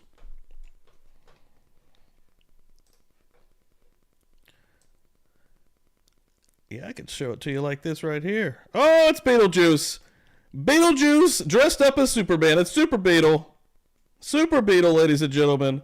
And he's talking a little bit of smack to Jeff Jarrett here. Jeff Jarrett is going to walk off. See, Beetlejuice saying, yeah, you better walk on, bitch. You better get the hell out of here. Huh? Oh, boom! Beetlejuice down! Beetlejuice down! Guitar to the back of the head. He just killed him. He just killed him. We need somebody out here immediately. We need somebody out here immediately. Jeff Jarrett just demolished Beetlejuice. Jeff Jarrett just demolished Beetlejuice. Ladies and gentlemen, we need help out here. Got a replay. Oh, God in heaven! He hit him with the guitar! He hit him with the guitar! What is happening?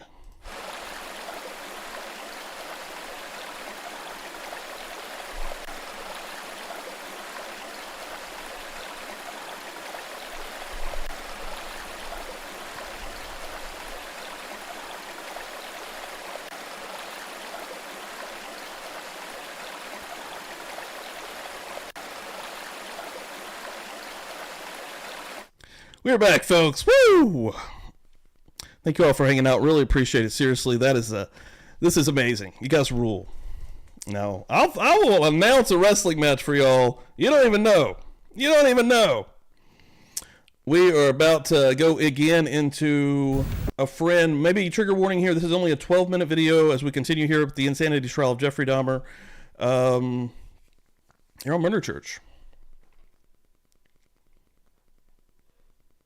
And then would you state your name, spelling your last name, please? Jeffrey Connor, C-O-N-N-O-R. Mr. Connor, you were a friend of Anthony Sears, correct? Yes. How long had you known him before he was killed? Approximately 3 years. You were friends? Yes. In fact, you were with Anthony Sears on the night he went home with Mr. Dahmer, weren't you? Yes. Let me draw your attention to Saturday night, March 25th, 1989. Did there come a time when you met with Mr. Sears? Yeah, can we just take a moment, actually? Holy crap. This is one of the... This is a mullet, okay? So when you're growing a mullet, if you're an artist, this is what you're going to come out with at the end, okay? Just take a moment to really look at the head, the shape of the head, and the way I'm going to call it a crown, the way it kind of comes up, and there's nothing flat about it. Look how high off the head the actual hair is. And then it's going to flow down into one of the most magnificent manes that I've ever seen, that is not just straight flowing back down the back. No, he's going to have a little bit over the shoulders. He's going to let you know about it. He's going to come out and say, hey, what's going on? I'm here to talk. I'm here to hang out. I'm here to party. But in the front, I'm here for business. I'm here to talk about the facts. I'm here to let you know what's really going down. What the fuck? This guy's leave some ladies for the rest of the room in here. That evening? Yes, I did. About when was that? It was probably around 10 or 10:30 at his apartment. Okay. Did you then go someplace together? Yes, we had gone out. Where'd you go out to? We went to La Cage. La Cage. What is La Cage? La Cage is a gay bar in Milwaukee. Where's it located? On 2nd National. And how did you get there? We took my car. So, did Mr. Sears have a car as well? No, he didn't. I'm sorry, I didn't hear the answer. No, Mr. Sears didn't have a car. About what time did you get there? Probably 10:30, 11 o'clock. What do they call those things that he's wearing? Fuck. What are those things called that he's wearing? It's... When you got to the bar, do you recall if you and Anthony Sears spent all of your time together? No, we didn't. What did you do? When we first got to the bar, we had come in, and we probably spent maybe the first 10 or 15 minutes together, and then I went by myself to talk to my own friends. Okay. Were you able to see Mr. Sears most of the time? Pretty much. Okay. Were you drinking that night? Yes, I was. How much? Because I was driving, I usually only have about 2 cocktails. Okay. On that evening, did you come in contact with a person now known to you as Jeffrey Dahmer? Yes, I did. Bolo. Is it a bolo? Is that what that is? That sounds familiar. Hold on. Bolo tie. Bolo tie. Bolo tie. Yes. And rocking a fucking bolo tie. Are you kidding me? Is he seated in the courtroom? He is an entire mood. Could you stipulate that identification? He's young, too. Were you introduced to him? Yes, I was. Who introduced you? Tony did. And did Mr. Dahmer tell you anything about himself at that time? Not at that time. About what time did you meet him? I met him just prior to closing, which would be about 2 o'clock, 2:15. When the bar closed, what happened? We had gone outside. Who's we? Tony, Jeffrey Dahmer, myself, and another friend of mine. Who's that friend? Bob Keel. Okay. And what did you do? We had then gone to my car. Everybody had gotten in. Jeffrey Dahmer and Tony were in the back seat. Myself and Bob were in the front seat. And we decided to just drive around the bars in that area because it was closing and most people were standing outside. Do you recall anything about... And he's got the combo of the shoulder pads. That's true. Good point, Daisy. Mr. Dahmer at that point? No, not at that point. Okay. Did there come a time that anybody left that automobile?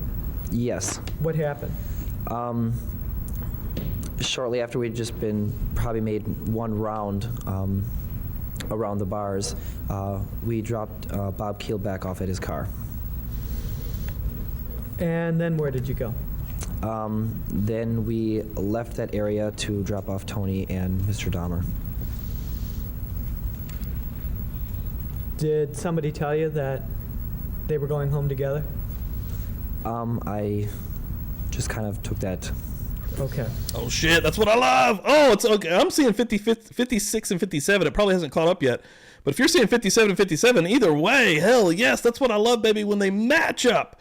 The viewers and the likes. Let's fucking go. Where were they going to go? Were they going to go to Tony's place or Mr. Dahmer's place? Mr. Dahmer's place. Okay, and did Mr. Dahmer tell you how to get there? Yes, he did. What did he tell you?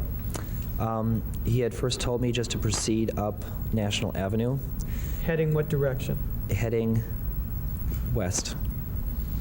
Did he give you a specific location at that point? No, he did not. Did he give you any further instructions as you drove along? Somewhere between, I would say, 25th and 35th Street, he did tell me to take a left. Did you do that? Yes. Did he give you any further directions after that? Not until I got to Lincoln Avenue. And then what did he tell you? He had told me that to take a right and going west again. Okay, did he tell you where you were going to turn next? The next thing he had told me is when I reached around 55th and Lincoln, he said that they could be dropped off on the corner and that I should just make a U-turn so that I could head back to town. Did he give you a street address? No, he did not. Okay. Did you pull over and make that U-turn? Yes, I did. When you pulled over, did you have any discussion at that point? No. Okay. Did you talk to Mr. Sears at all, make plans with him about his being picked up? Yes, I did. What was that about? I just reminded him that that Sunday was Easter and that I had plans to be with my family and that in order for me to give him a ride home, I'd have to pick him up before I did that, which would be early morning sometime, and to call me. And did he agree to do that? Yes, he did. Did Anthony Sears ever call you that evening? No, he did not. Early the next morning? No. Did you ever see Anthony Sears again? No, I did not. Do you know someone named Antoinette Andino? Yes. How do you know her? They were relatives of Tony. And did you have any contact with her after Anthony Sears disappeared? Yes. What kind of contact did you have? They had come to my house to ask me questions about what had happened, and we had also gone to the approximate same area to see if we could, see anything. What do you mean by the approximate same area? Because I realized that I did drop them off on the corner. We went, a couple blocks up, a couple blocks down. We just kind of went around the Near base. 55th and Lincoln? Right. And you were looking for Mr. Sears or any sign of him? Yes. Did you ever find him? No, I did not.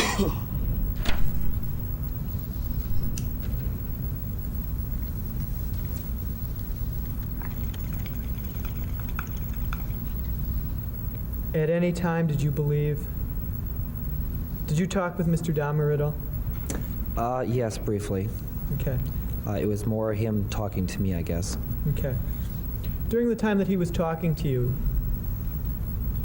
was he able to discuss something in a reasonably coherent manner?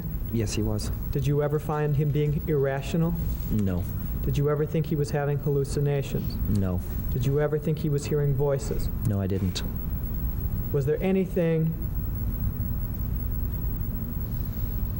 What impression was made upon your mind by his conduct, actions, manner, expressions, and conversation? I felt that he was a very nice person. He seemed, very kind. I thought he was very laid back. He was good with the little conversation that I heard. He was talking with Tony in the back seat, and they seemed to be getting along. No further questions? Oh, I have one question.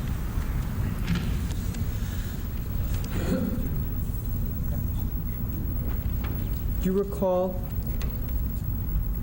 what name Jeffrey Dahmer gave you when Sears introduced you to him? I believe it was Richard. No further questions. Mr. Boyle? I'm sorry, Mr. Conner, what was the name he gave you? I believe it was Richard. Richard? I'm just going to be very brief. When you met Mr. Dahmer on the evening that you drove out towards his house, did you know that he had just recently been convicted of 2 counts of one count of second-degree sexual assault, and 1 count of enticing a child for immoral purposes. Objection relevance. I haven't gotten the answer out. Question out. I get the whole question out before he objects? Yep, I think that's the rule, Mr. Boyle. And that he was about to start prison sentence within a couple of months after you met him. Did you know that? Objection relevance. Well, it sounds like it's preliminary to something. It is. Court's going to allow it. You didn't know that? No, I did not. Now, did Mr. Dahmer at any time when he was in your presence with Mr. Sears and your other friend show himself to be in any way nervous at all? No, not that I noticed. Did he seem completely in control of himself? Yes. He was able to tell you and articulate exactly what he wanted you to do so that he and Mr. Sears would leave your presence in the presence of your friend and go about and do whatever they chose to do. Yes. You never became concerned because of the action, conduct, demeanor, words, etc. of Mr. Dahmer that you had any reason to be concerned for your friend, Mr. Sears, correct? That's correct. I'm gonna miss this dude. Just for the mullet. Did Mr. Dahmer tell you where he was going with Mr. Sears? In other words, did he say, drop us off, there's a motel out there, or drop us off, I'm going to a friend's house? What did he tell you? He told me that he was staying with his grandmother. It was clear to you that what you were being asked to do was appropriate under the circumstances. If 2 people decided they wanted to go somewhere and they asked you to give them a ride, it was okay. Yes. Sure. And you only became concerned when a period of time went by and you didn't hear from your friend Anthony. That's correct. And once again, the date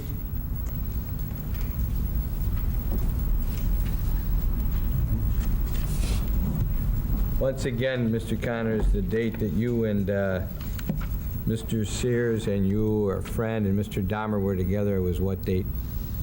It was the night before Easter. J-Buzz Studio Productions. That's such a good name, guys. Holy shit, dude. That's such a good name. That would look good in neon. J-Buzz Studio Productions. I love that. That's so good. On a Saturday, 1989. So was it in April? Let me have the end of March. Thank you. I just want to check the date, Mr. Connor. Do you want to help me so I don't take up any more time? 25, 1989. March 25, 1989 was that fateful night, right? Yes. That's all I have. Thank you, Mr. Connor. You may step down, sir. We'll recess until 8:30 tomorrow morning. Court's in recess. All right. I'm going to miss that guy. 34. Okay, we moved right into it. So psychiatrist, doctor, and I like the experts a lot, which, I mean, you know, something's to say about which that was a friend, but the people that have the direct, you know, line to Jeffrey Dahmer, which is scary as fuck, but yeah. Psychiatrist Dr. Frederick Fostal, I believe, who evaluated Jeffrey Dahmer, takes the stand. So we're going to go right into this one, folks. I'm not going to hit a stinger on that one because that one was so quick. This one is an hour and 20 minutes. This one may take us through the rest of Murder Church. Again, thank you all so much for hanging out, being here for this episode. Because, yeah, this has been a really good one. Right now, on my side, I'm seeing 58 and 58. Again, thank you so much for hanging out, liking, sharing. I think that it's working, guys. I think it's working. J-Buzzed Nation coming through. J-Bo Nation coming through. Let's go. I don't have a graphic for this individual for Fostel. Maybe I can make one in real time here, but psychiatrist Dr. Frederick Fostel. Let's go. My full name is Frederick, E-R-I-C-K, Allen, A-L-L-E-N, Fosdale, F-O-S-D-A-L.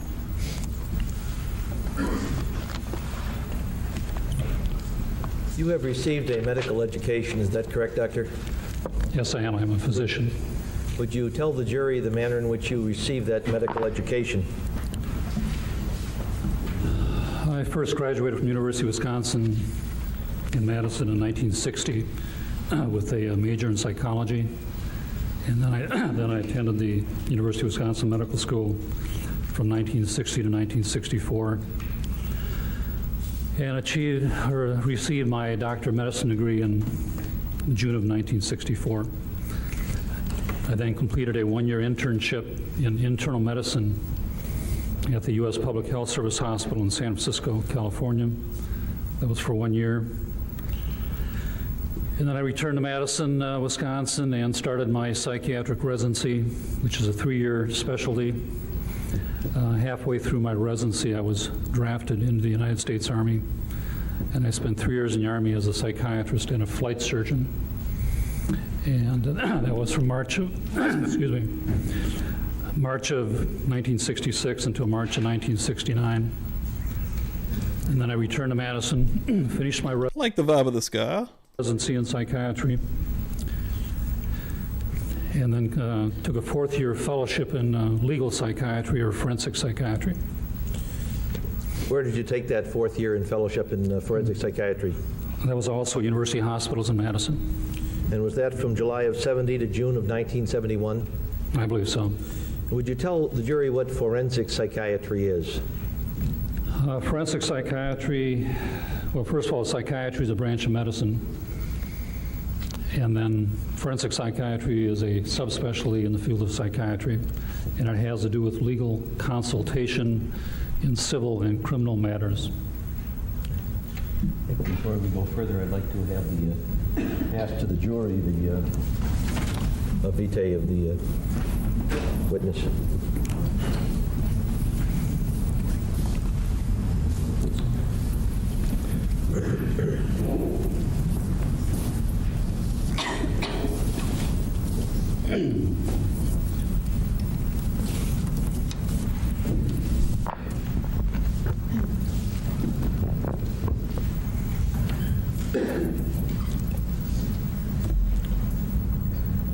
Did you have an opportunity to explain what forensic psychiatry is? Oh, shit. Yes, I did. Magazine. Okay. What postgraduate training did you undertake after completing the fellowship?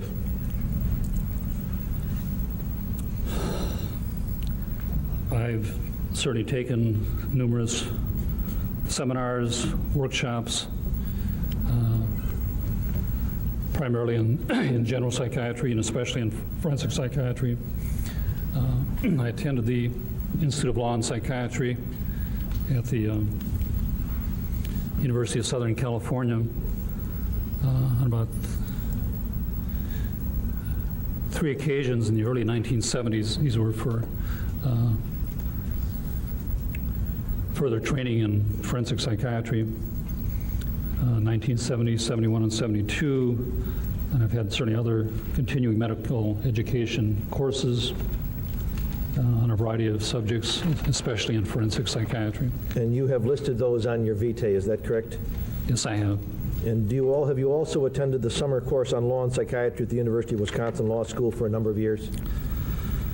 During my fellowship, I sat through that summer course, and then later I became a panelist with the teaching professor for several of those summers. I was not an official instructor. I had no official capacity with the University of Wisconsin Law School, but I was primarily a panelist. Have you received certain professional certifications? Yes, I have. Would you tell some of those to the jury? I was first certified as a physician by the National Board of Medical Examiners back in 1965, and then I was later certified by the American Board of Psychiatry and Neurology as a psychiatrist, and that was in 1972. I was later certified as a forensic psychiatrist in 1980 by the American Board of Forensic Psychiatry. Are you a diplomate in both of those boards? Certification means you are a diplomate, yes. Would you explain to the jury that process and what the significance of that is, to be a diplomate? To be certified in psychiatry, you have to have various training requirements and experience requirements. Certainly, I'm not sure what they are currently, but basically to finish at least a 3-year residency, have some degree of experience. And back when I took the exams, we had a written examination, and if you passed that, then you had an oral examination whereby you examined a neurological patient and were quizzed by a panel of neurologists and psychiatrists about the patient, and also 2 psychiatric patients where you were quizzed about these 2 patients. So it's an all-day affair. As far as the American Board of Forensic Psychiatry exams, that was also, you had to be certified first as a psychiatrist before you can take the licensing or certification exam in forensic psychiatry. And also the board wanted you to have a special interest in forensic psychiatry, perhaps some degree of advanced training and experience. And then you take you take a written examination. And if you pass a written examination, then you take oral examinations, whereby you are questioned on your submitted reports. You even interview a potential defendant, or you watch a videotape of a defendant, and you're questioned on it for several hours about a variety of forensic subjects. Were you the first physician in Wisconsin to become a diplomate of the American Board of Forensic Psychiatry? Yes, I was. And what year was that? That was in 1980.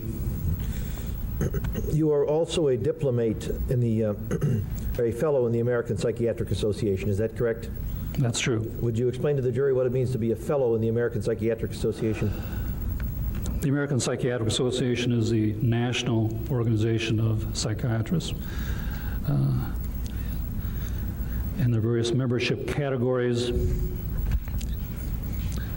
And back in 1976, the Wisconsin Psychiatric Association advances your name along with other people to the national organization for promotion to fellowship, which is somewhat of an honorary status, requires varying degrees of training, service, experience, that type of thing. So in 1976, I was made a fellow in the American Psychiatric Association.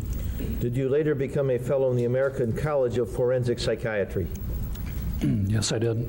And would you explain that procedure?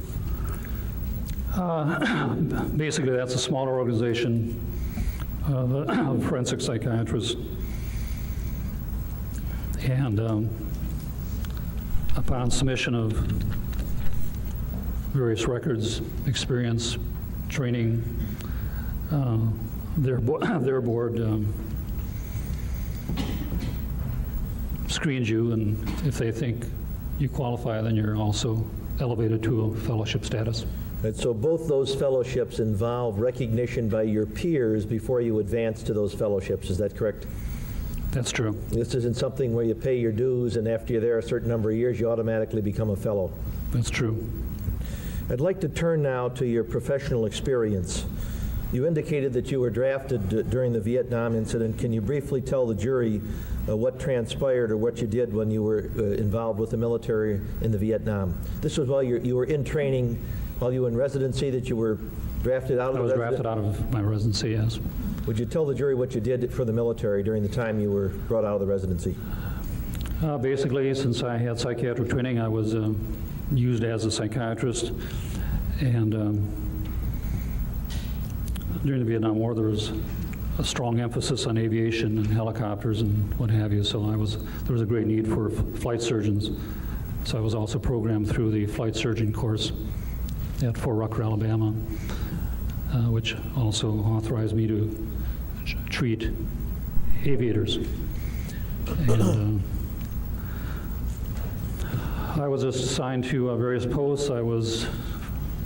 Which basically Fort Lewis, Washington, which Were you also in San Francisco and then later chief? Later spent a year at Letterman General Hospital in San Francisco, which is a major Army hospital. Then I was transferred to Savannah, Georgia, where I was the chief of psychiatry for Hunter Army Airfield and also Fort Stewart, Georgia. Is that in Savannah, Georgia? Fort Stewart is about 30 miles inland west of Savannah. From 1970 to 1977, were you a forensic consultant with the Central State Hospital? Yes, I was. Would you explain to the jury what the Central State Hospital was in those years and what your duties and responsibilities were? Back in those days, Wisconsin had 3 state hospitals, the Mendota and Winnebago Mental Health Institutes and the Central State Hospital in Waupun. Central State Hospital was Wisconsin's maximum security hospital, where the forensic or legal patients were. Excuse me.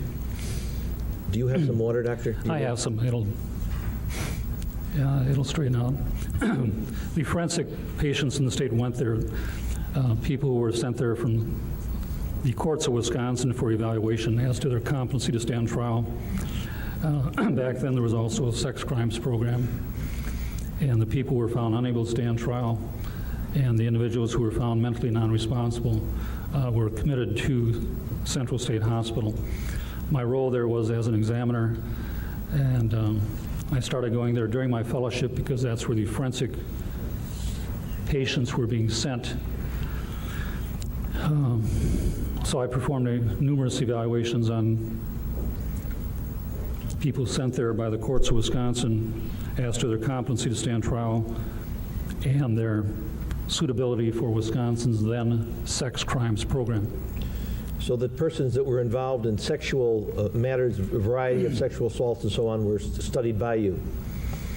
Yes, Wisconsin had a What color is this lady's sweater, you think? Is that pink? Is it fuchsia?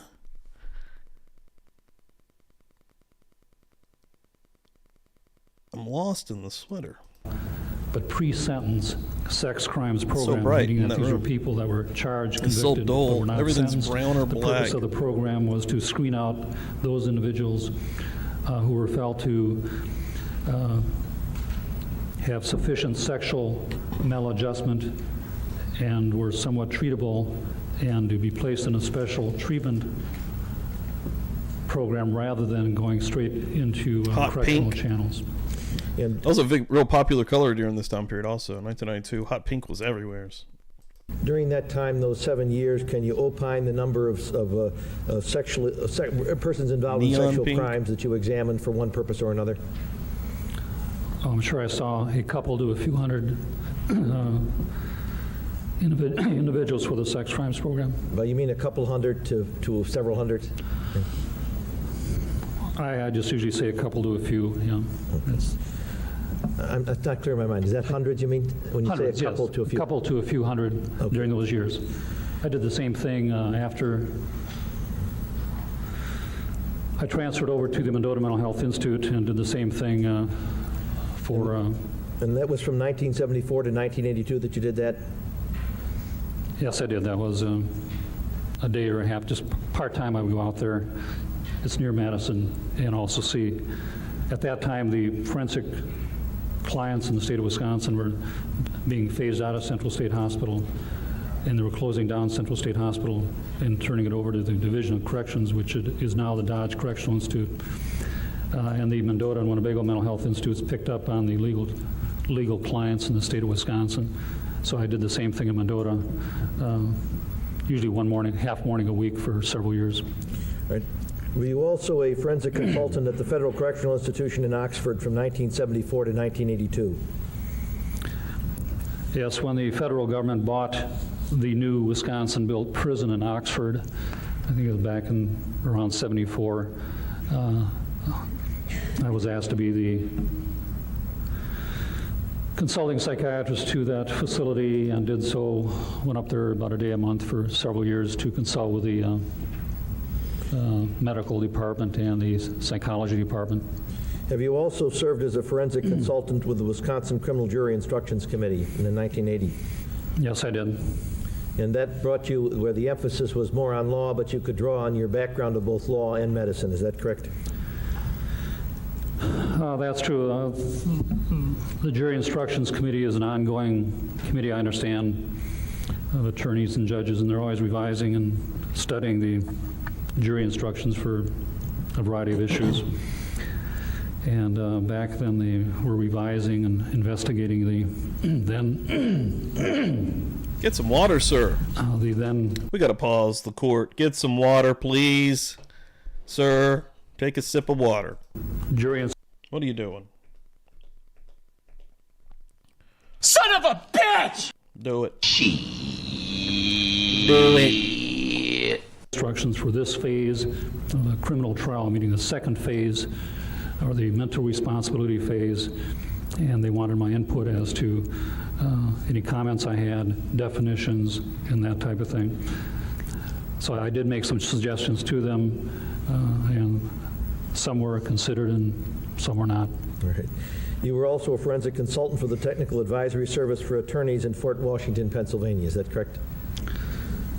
Yes, that's a national agency that attorneys go to when they want consultants in various areas, and somehow they heard about me, and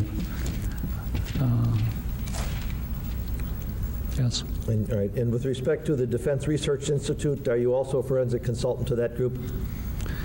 Yes, this is a civil insurance company organization out of Chicago, and I occasionally get referrals from that organization. Were you also have you been a forensic consultant in the Wisconsin Department of Justice, Madison and Milwaukee? Yes, that's the Attorney General's office in the state of Wisconsin, and I've had referrals from both their Madison and Milwaukee offices. Have you also served as a forensic consultant for the United States Department of Justice for the Western District of Wisconsin, that is in Madison, Wisconsin? Yes, I've had referrals from both the U.S. Attorney's offices in both Madison and Milwaukee. You've also served as a consultant with the Department of Social Security Disability Insurance in Madison. Is that true? Yes, I've performed numerous, less so these days, but years ago I was a regular examiner for that agency, performing evaluations on people who are applying for Social Security disability. Have you also served as a consultant for the Veterans Administration Hospital in Madison from '74 to '76? Yes, I did. And as a consultant for the Wisconsin Department of Regulation and Licensing in Madison? Yes. Years ago, I did receive some referrals from that body. And have you served as an assistant clinical professor for the Department of Psychiatry, University of Wisconsin Medical School from 1974 to 1978? Yes, I did. Yes, I did. You've served as also in various roles in your professional associations. Is that correct? I've had various offices with the Wisconsin Psychiatric Association. I would say the main one. Oh, shit. Daisy Dead is going to get gifted a membership by Kim Fabuloso. Welcome, Daisy, and thank you, Kim. Love that. Everybody welcome them with the beers, mimosas. We're getting close to noon. Get the drinks out anyway. Get them out on the table anyway. Welcome to the party, pal. I'm going to crack 3 of them open right now, right above me here. Get some satisfying pours. Rocking and rolling on Murder Church for you. Thank you so much, Kim. Seriously, love that. I'll pop you up one more time, baby. Boom. Boom, boom. I was the editor from 1979 to 1986 of our newsletter. And you presently are engaged in practice as a member of the Psychiatric Services in Madison, Inc. in Madison, Wisconsin. Is that so? Yes, yes. I'm a member of about a 15-member mental health group, psychiatrists, psychologists, and a few social workers. And I've been a member of that group since 1975. You've served as an examiner for the American Board of Forensic Psychiatry over several years. Is that correct? And will you tell us what that is?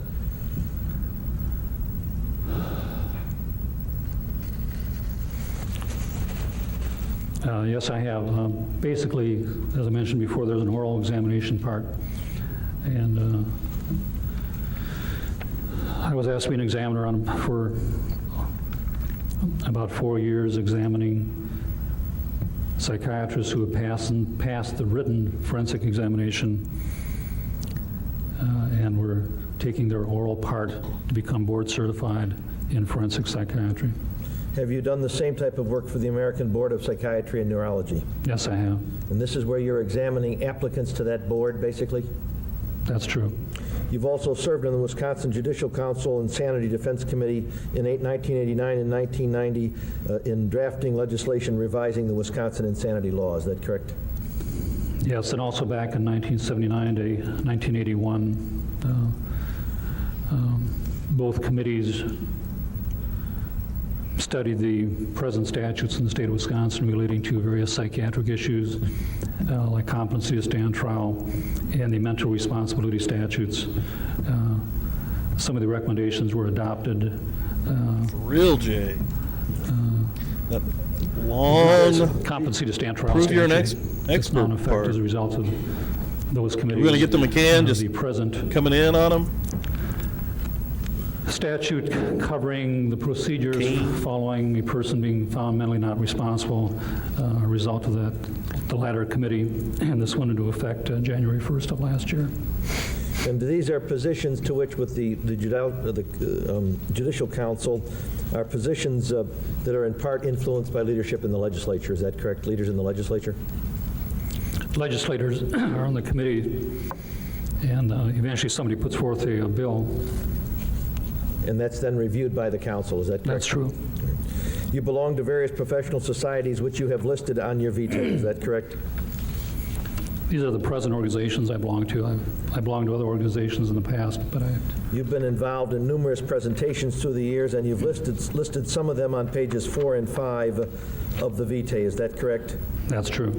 And the vast majority of these relate to mental health issues and the insanity defense. Is that true? Criminal responsibility?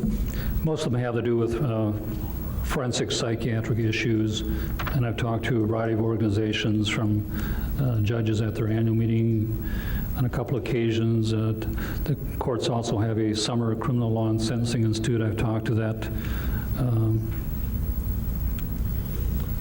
and you've also meeting on a couple occasions. I've talked to the Wisconsin Psychiatric Association a few times, other lay organizations.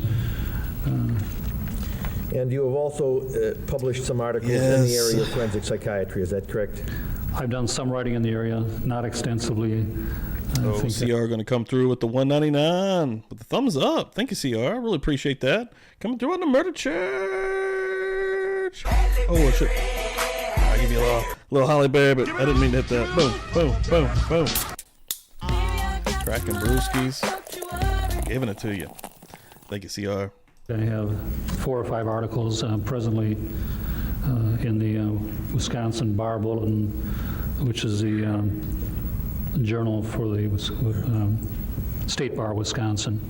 Would it be accurate to say, really, that from 1970 on you have been a practicing forensic psychiatrist? Forensic psychiatry has always been part of my practice. Certainly in the Army, you do a great deal of administrative psychiatry, and certainly kind of got involved with many people who were in trouble in the Army, and that's where I first started doing it. And then I came back, and part of my fellowship, I had forensic experience and training, and then in my private, then I went into private practice in the early 70s, and was part-time forensic work, inpatient psychiatry, inpatient hospitalization, and then outpatient psychiatry. Then later, toward the late 70s, it was too hard to juggle all 3, and I dropped the inpatient work and was just forensic work and outpatient clients, patients.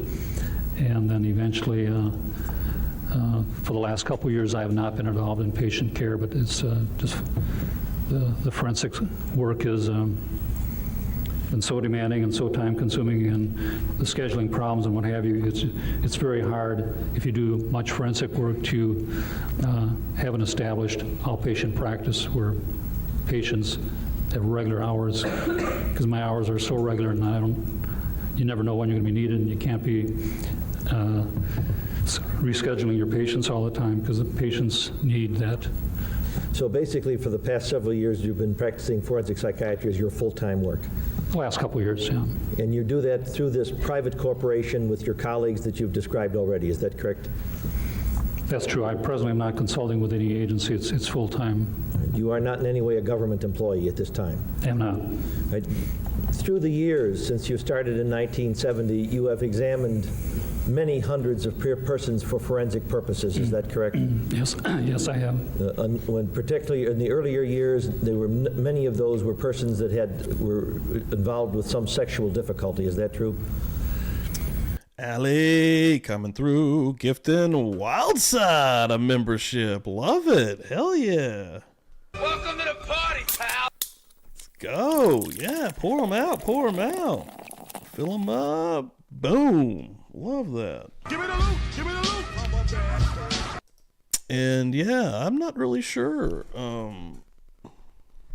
what's going on with gifting the memberships, Kyle. Because I was going to ask, if you didn't see the money thing, but if you know what's going on and you've done it in Jay's channel, that doesn't make any sense. What the hell? Fucking glitchy ass YouTube, though, I'd imagine. When Wisconsin had a sex crimes program, yes, a common examination, both at Mendota and Central State Hospital, was for admission screening for the sex crimes program. Since that time, you have also, from time to time, examined persons for a sexual problem. Is that true? In the private work, some type of sexual assault is probably the most common charge I see. And in terms of being requested to appear in Wisconsin courts, in terms of examinations for either competency or for responsibility, such as the proceedings we are presently involved in, have you been involved in numerous such forensic assignments? Yes, I have. And particularly with the area of non-responsibility, such as in this proceeding. Can you tell us under what circumstances you were employed and by whom, generally? In rough percentages, if you can. The referral for a mental non-responsibility examination is yeah, Tracy, MVP shit out here. Type of referral, and I do anywhere from 50 to 70 of those per year for a variety of charges. Well, it might be glitching out because here Heather says I have an iPhone and I can't gift from my phone. I usually can. So yeah, maybe it's glitching out today. I know the chat was messing up out the gate as soon as we got in here this morning. I know on Jay's streams all the time it's always glitching out. But yeah, that's some bullshit, man. Why does YouTube hate our money so much? Like, come on, fix your shit. Fix your chat. You're $1 billion company. What are we doing? This has been like this. It's not like it just happened. It's been fucked up for weeks, months even, maybe. For son of a around the state of bitch! Wisconsin. Have you appeared in many counties, many or all counties of the state, if you know, through the years? I've had referrals from every county in the state in the last 20 years. Morons, dude. There are about 5 or 6 counties I've not testified in, but otherwise I've testified in all the other counties. And that may be either by the engagement of the district attorney, by the public defender, by private practitioner, or by appointment of the court. Is that true? Yes, most responsibility examinations are court appointed. I suspect my name is recommended to the court by the district attorney's office and less commonly by defense attorneys. And then you're appointed by the court as the court expert. Is that true? Yes, the vast majority are court appointed. My report goes to the court and my bill goes to the court. Right. Occasionally there's a direct referral from a district attorney's office. Some counties vary in how they administrate these referrals. Some judges don't appoint, and it's all defense and district attorneys. Most counties and Milwaukee County, everything comes through the court. except occasionally there's a direct referral, like in this case from the district attorney's office. And you're saying that in most situations when you're testifying as did Dr. Palermo in this case as a court-appointed physician? That's usually the way it is, yes. You've testified within the last several months here in Milwaukee County as a court-appointed physician in murder cases. Is that true? Yes, I have. Milwaukee County clearly is has the Great. most number of referrals per year. I keep track of all this, and We're going to have an hour and a half so of I'm down just here. I always have work in Milwaukee County. credentials here. And yes, would you say a little recently? Is it safe to say that you have testified numerous times in the homicide cases, often as the court-appointed expert through the years, on the issue of responsibility in a homicide case? That's true. You have sometimes supported the plea of insanity, and you have sometimes said, no, the person was not insane. Is that accurate? Yes, sometimes my findings support the plea, and sometimes they don't. Over the years, I keep track of that also, because I'm commonly asked in court. So I started keeping track, and that works out to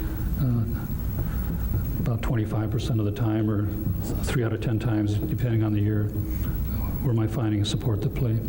The other 7 times, 7, 8 times, it does not support the plea. Right. So you have testified then you've talked about state courts here in Wisconsin. Have you also testified in federal courts? Yes, I have. And on the same type of issues of responsibility and issues of competency? Yes, I have.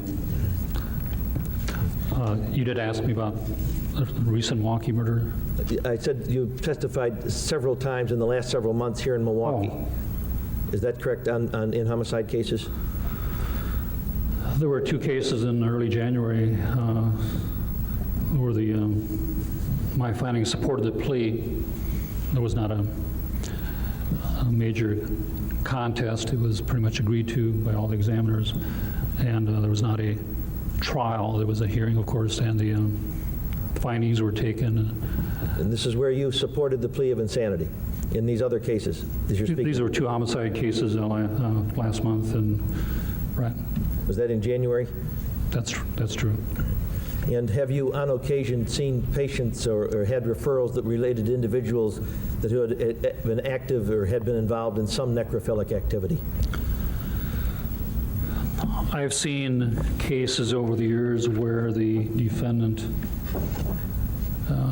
pretty much after the homicide, let's say a husband-wife shooting case, the male defendant had engaged in sexual behavior with the wife after killing her.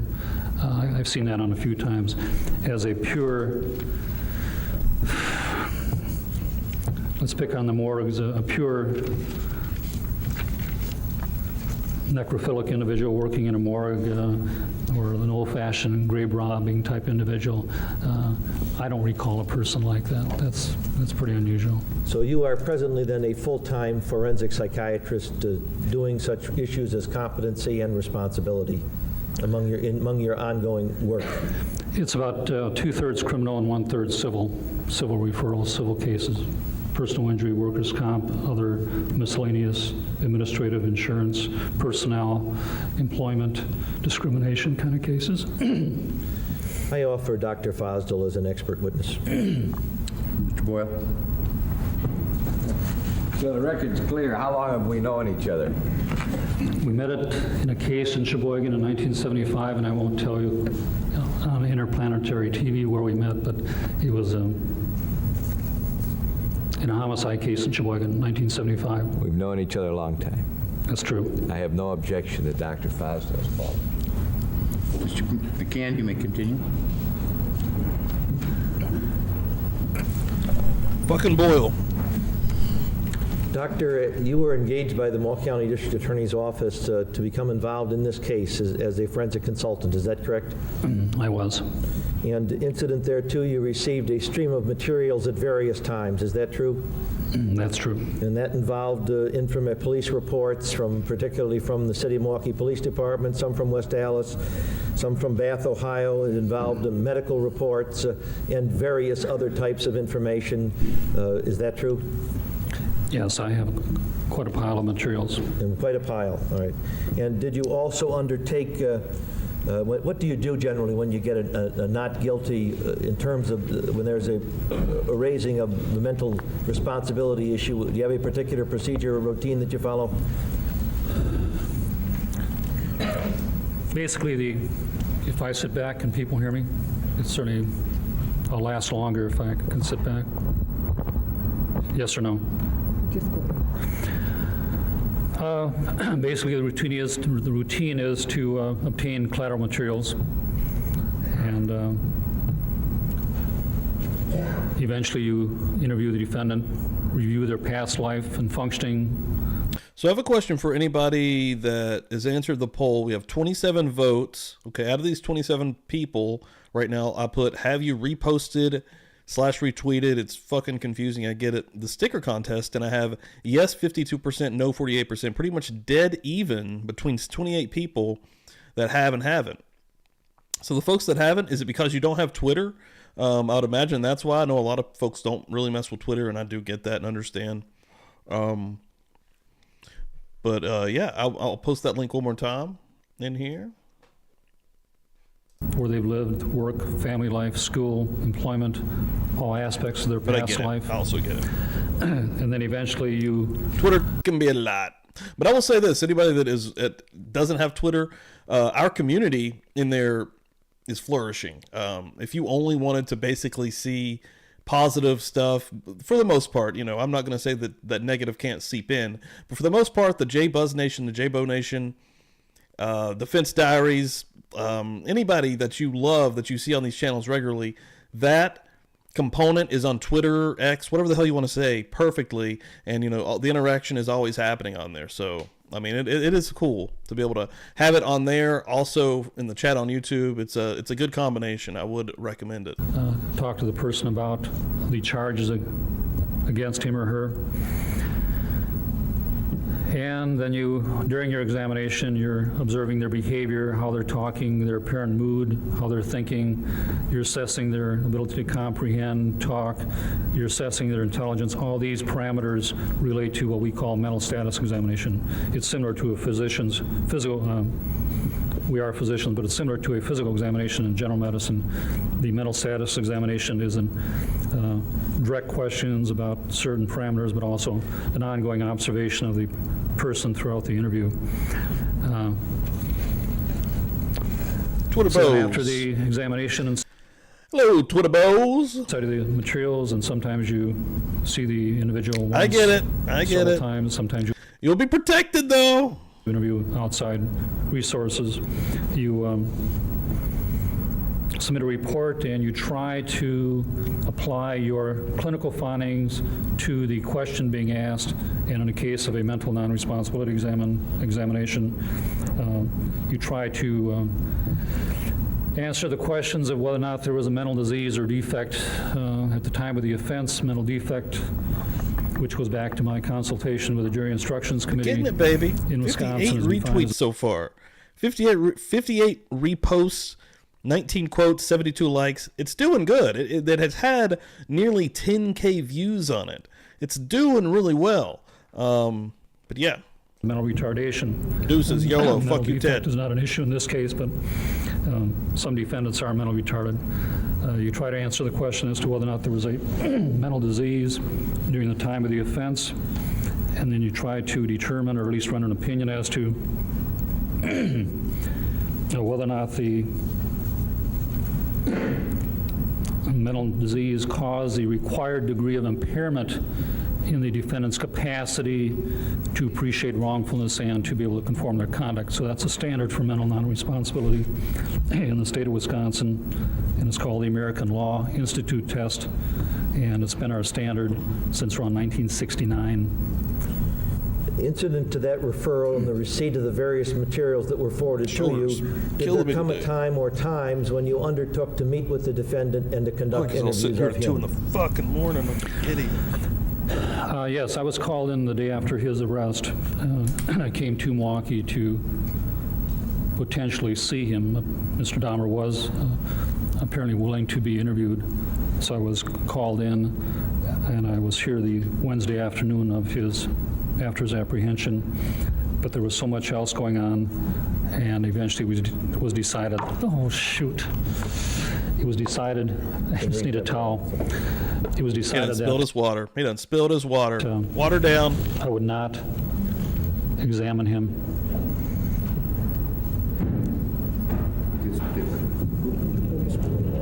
Yes, I'm sorry. We'll get some paper toweling up here. I'm glad I said oh shoot and not something else on interplanetary. Don't make Jeffrey Dahmer laugh. What the fuck? Punch him anytime he laughs. Just right in the fucking mouth. Television here.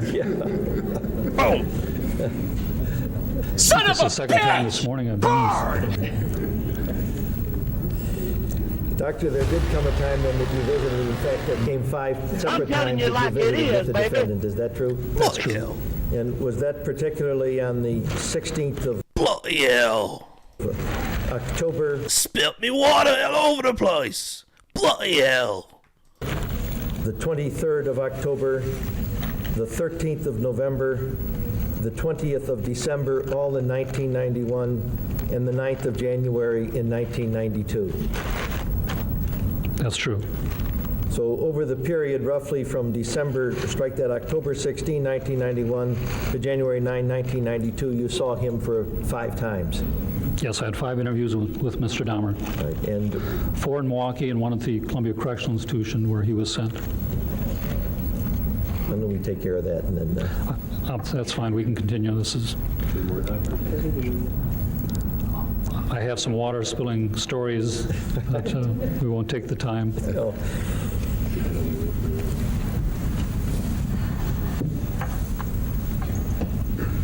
Can you tell us over those 5 visitations the total number of hours that you spent with him approximately? My total, I log in when we start and when we end an interview, because you're commonly asked in court how much time you spend with somebody, so you learn to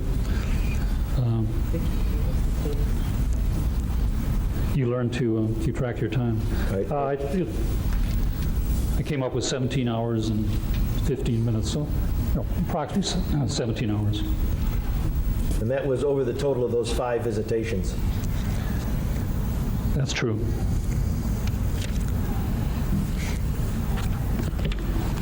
And as a result of seeing, I'm going to first ask your conclusion, then we'll go into the greater detail on it. As a result of having visited with the defendant the 5 times that you did, over the was it 17 hours you said? I'm sorry. That's true. Over the 17 hours, as a result of the various materials, reading the materials you received from the sources that I've already cited, and drawing on your experience and your training, did you form a professional opinion within the did you form an opinion to a reasonable degree of professional certainty within the field of medicine as to the psychiatric condition, the mental condition of the defendant at the time that he was involved in the 15 slayings, which are the subject of the filed information? Yes, I did. Would you recite that to the jury, that opinion? I will do this through sharing my diagnostic formulation of Mr. Dahmer, which will cover the time periods of the various offenses. And this is also described in my January 10th report. All right, at this time, we will go into the report later, but just the basic question, so the jury knows. The basic question is that he did have a psychiatric disorder, not counting his alcoholism, during the time of these charges. His psychiatric disorder, in my opinion, is a type of sexual disorder. It's not specific, falls into the category which has been mentioned in court before, the not otherwise specified, and primarily necrophilia, which is falls in the category of not otherwise specified. This is a type of sexual disorder referring to a type of sexual maladjustment. So I use that diagnostic category to at least note that this is the main area, one of the main areas of his psychiatric unhealth. And so he had this disorder, obviously, during the times of these offenses. He had a before, during, and after these offenses. My opinion is that this disorder in and by itself did not cause him to lack substantial capacity to appreciate the wrongfulness of his conduct, and did not cause him to lack substantial capacity to be able to conform his conduct to the requirements of law. The disorder explains his motivation and explains his behavior, but this disorder did not cause him to lack the substantial capacity. All right. I'd like now to go at this time into the interviews that you conducted and the information that you received. First, would you undertake to advise the jury where you met on October 16, 1991? You have before you the notes. As you interview him, you take notes. You then cause those notes to be typed up. Is that correct? And you have those notes before you of the interviews. Is that so? Yes, I take fairly extensive handwritten notes during my interview. Occasionally, I will tape part of an interview. Not very often, but occasionally I will tape an interview. My last interview, I did tape part of it. And then I dictate my notes for clarity purposes, and also to share with the attorneys involved the information I obtained from a defendant, so everybody can see what I learned and the basis for my opinions. Would you proceed then with the meeting of October 16, 1991? Can you tell us where that was that you met with Mr. Dahmer on that date? Yes, I met with Mr. Dahmer for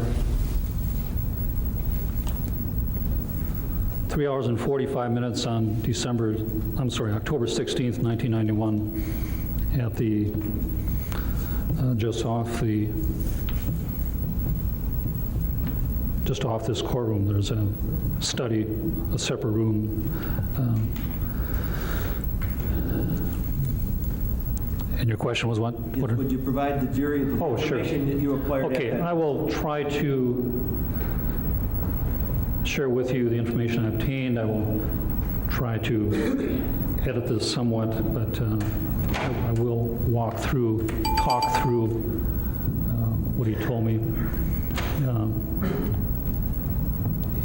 He started out by pretty much saying that he cherished, unquote, his privacy, and he doesn't like all this attention and publicity. And he mentioned that at his job he would get off work in the mornings, he would have coffee and donuts, and then he would sleep from about 10 in the morning to about 5 in the afternoon. And that was kind of his routine. I was 31 years old, and he was born on May 21st, 1960, here in Milwaukee. He understood that I was district attorney appointed, and he said this did not bother him. Sometimes, because you're appointed by a certain side, people think you're biased or a hired gun for that side type of experience, and sometimes this can impair their trust or your rapport with a defendant. So I try to discuss this up front and reassure them that most examiners are ethical and independent, and who appoints them is more a matter of who pays the bill type thing.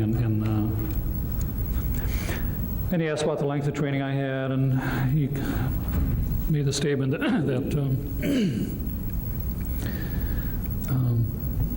his main pleasures in life at that time were the food and cigarettes. And he made the statement, he said, "It's kind of pathetic.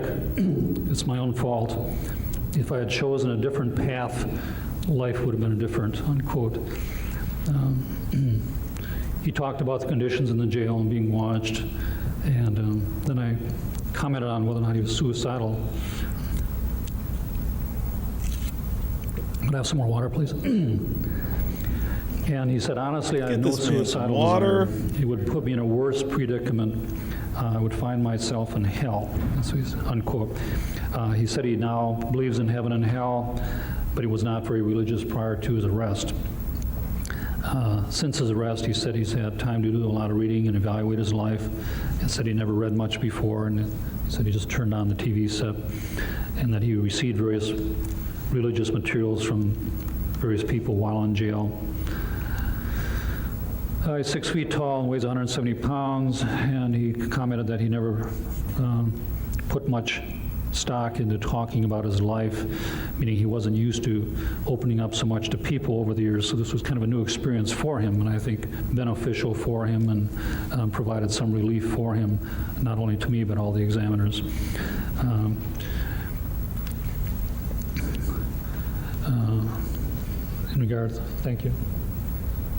In regard to the suicidal issue, he said that when he was arrested, in regard to Mr. Edwards, that he was intoxicated and that he might have said something about suicide to the police, and that was, but that was not true. He was not suicidal, but apparently because of that utterance, he has been under suicidal precautions.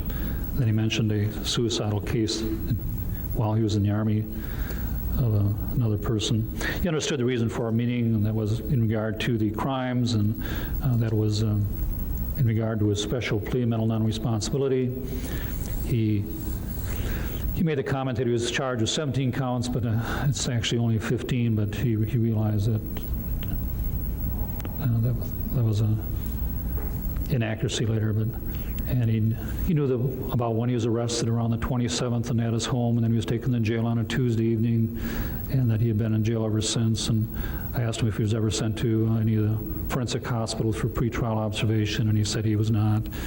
And I also asked if he was on any medications while in jail, and he said he was not. It's nice to know if your person you're talking to is on psychiatric medication.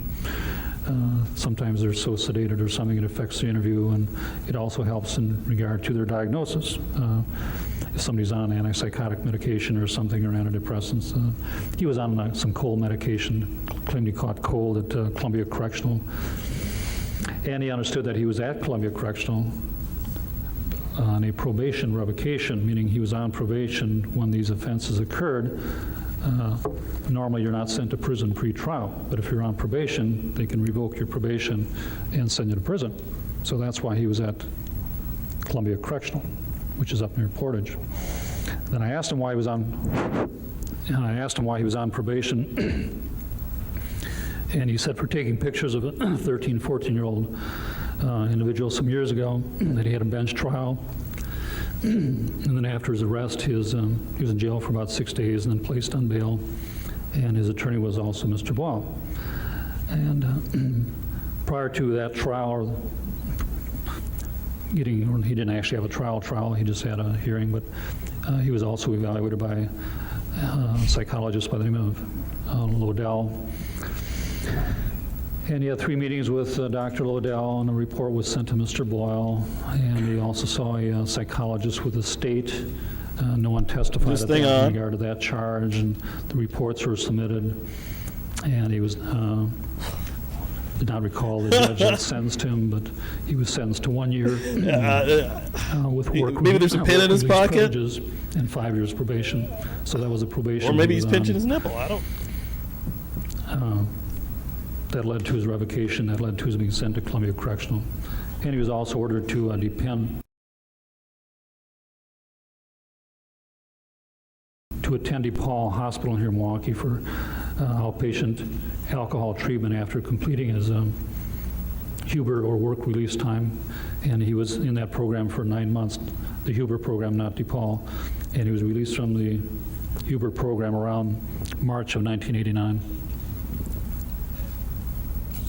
What a break.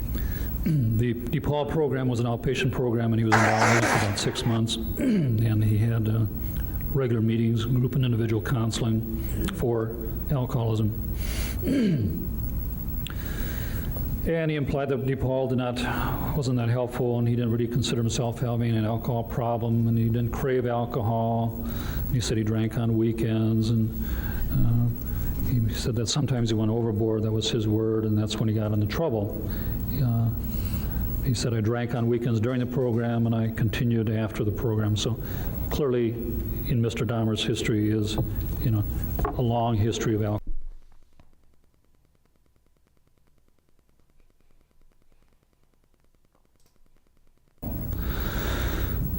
He also said that part of that case, he was ordered for outpatient treatment in regard to the sexual aspects of the case, and later arrangements were made to see a Dr. William Crowley, who is a well-known Milwaukee psychiatrist and forensic psychiatrist, and apparently Dr. Crowley was consulting with the Department of Probation and Parole and did see Mr. Dahmer on let's say about 3 occasions in 1991.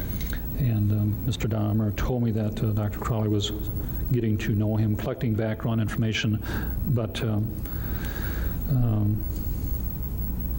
Mr. Dahmer certainly did not tell Dr. Crowley about the present charges, and said that Dr. Crowley recommended antidepressant medication, but Mr. Dahmer never got the prescription filled because he didn't think he was that depressed and didn't feel he needed the medication. He was... But this chick is laughing too. I know you guys can't see me right now, but this blonde chick is laughing also. Is she laughing at the dude grabbing his nipple? What the fuck is going on right now? Mr. Dahmer said he was somewhat sad and upset over financial problems, but he did not feel clinically depressed. He just said, I was just having feelings of lack of direction and emptiness. I wasn't crying or suicidal. He said he never told Dr. Crowley about the homicides, and he never told anyone over the years. He said, I kept this pretty much to myself, so this is a whole new ball game to me. I mean, you're talking about things and certainly talking about the homicide. He said that now that this bomb has fallen, there's no need to hide anything. 100% pitch his nipple. Completely unload my conscience and hide nothing. It's very clear he wanted to get everything off his chest. And he said talking about matters has helped. He made the comment that the pressure of concealing over the years built up a tremendous amount of pressure. I was very good at suppressing emotions. Denial was a big part of my life. I just buried his feelings with alcohol and other things. So it's a relief to be forced to try to put things right. One thing that's clear to me now is that the truth will come out. And he agreed with me that he was leading a double life all these years. He said, I just tried to put it out of my mind, meaning what he had been doing, suppress it so it wouldn't bother me. Work and activities helped, except on the weekends when I drank and had free time. He said I was becoming obsessed with sex, I guess. It started a long time ago when I was 18, the first time I made my mistake, and that it's tainted my life, my whole life ever since, unquote. He's referring to the Hicks homicide.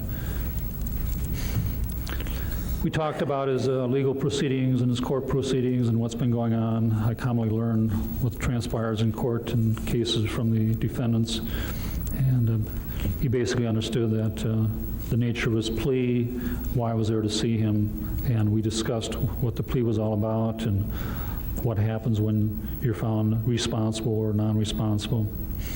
And he told me about the other examiners and who they were, and mentioned Dr. Palermo and Dr. Smale and a psychologist from the Department of Corrections. Again, asked why he confessed, and he said it was to make amends to what I brought into motion. I owe it to the families and not to keep it hidden.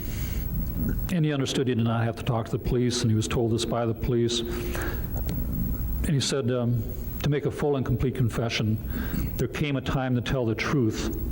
I've only confessed to the ones that I've committed. It would be ridiculous to try to hide what I had done. The crimes that I have committed, the detectives knew about it fully. About half of them, they would not have had the slightest knowledge.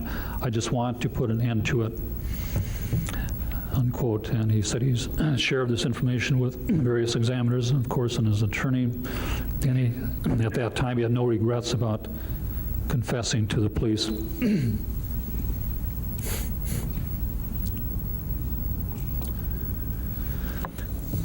After these introductory comments and orientation, I spent most of the first interview going through his background to see who I was talking to. Back then, of course, he was new to me, and I'll try to highlight this. It's been commented on before, but as you know, he was born in Milwaukee on May 21st of 1960, and he was here for about 1 year, then moved to Ames, Iowa, and about the age of 6, the father was in school in Iowa, and then they later moved to Doyle's, D-O-Y-L-E-S, Town, Ohio. And Father obtained employment there, and he thought Father probably had his PhD by that time in chemistry. They were in Doylestown for about a year, and then moved to Barbertown, Ohio for a couple years, and then later to Bath, Ohio. And he said that's where he did most of his growing up, and that's where he lived when he was 18 years old. He graduated from high school in Richfield, Ohio, gave the name of the high school in 1978, and he was always in public schools. He was not in parochial schools or private schools. He then went on to one quarter. Ohio State University has been on the quarter system. He had one quarter there in Columbus, and he said, I drank my way through that. I took general studies and did D, like in David, D-level work. He said I was doing so much drinking, then quit. And then his father pretty much urged him to drop out of school, and he also said his parents were separated at that time. He then entered the United States Army in January of '79, and originally was slated to go to a military police school, and that school is at Fort McClellan, Alabama. And he said basic training was quite rough for him, and he applied his weight, went from 220 pounds to 175 pounds. And something went wrong in MP school, and his military assignment was changed from a military policeman to a medic. So he was sent to Fort Sam Houston in San Antonio, Texas, to what's called the Medical Field Service School. And that's where I took that's where physicians are also sent for their medical orientation. So we have that in common. And he took a medical field course for 2 months. And then he was later transferred to Germany for a couple years, and he had a 3-year enlistment. But he claimed he received an early out about 6 months early because of his problem drinking while in Germany. He was stationed in Germany, assigned to an armor division, tank and infantry. He performed general duties. He also took outpatient sick call at the post clinic until about 10 in the morning, and then he worked in the motor pool until about 5 in the afternoon. And he said there was a physician on duty at the clinic.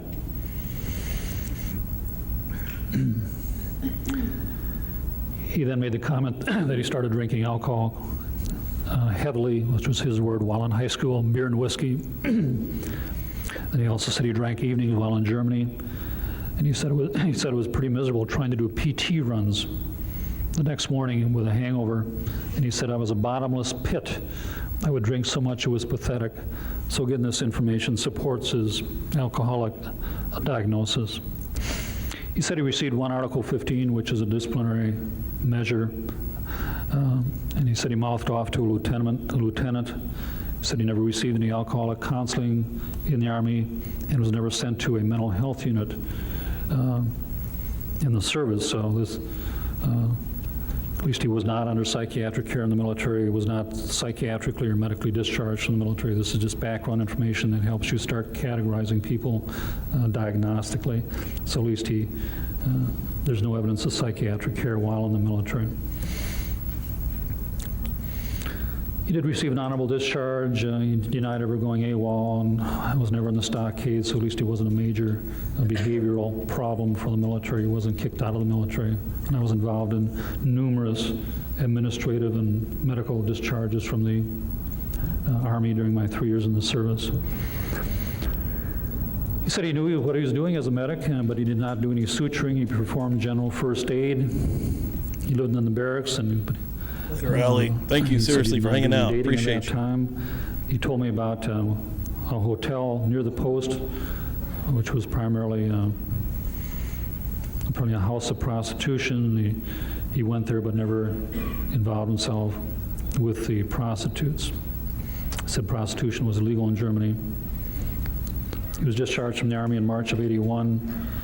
With all due respect, did you state he had no interest in the prostitutes? Did you state that? Yes, he did not have any interest in the prostitutes. Okay, I think at that time I did not fully appreciate his sexual orientation. I was starting from scratch with this individual. And then he was returned to the States, and I think he was released from Fort Jackson, South Carolina, and then you're asked what city do you want a free transportation to, and he decided to try Miami. And he was there from about April to September of 1981. He lived on the beach for a couple weeks until he found a job, and he attained a job in a restaurant as a cook and waiter, and then he later lived in a motel, and he gave the name of the motel, and worked long hours. He also said he continued to drink excessively, and implied he was eventually fired for coming in late. He then left Miami and returned home, back to Bath, Ohio, where father and stepmother were then living, and he was with them for 2 or 3 months, and he again said he continued to drink excessively, and he often came home late, and my inference is that he was somewhat of a concern for the family, and what are we going to do about their son, and it was decided that he would move in with paternal father's mother, paternal grandmother in West Dallas, and he moved to West Dallas around October of 1981. And then he lived with grandmother for about 8 years, gave me her name and how much he paid her per month, and gave me her present age. Then he later obtained employment in Milwaukee in the blood bank program. Around 1982, he said he didn't like that work very much. And the pay was low, and he got tired of his job.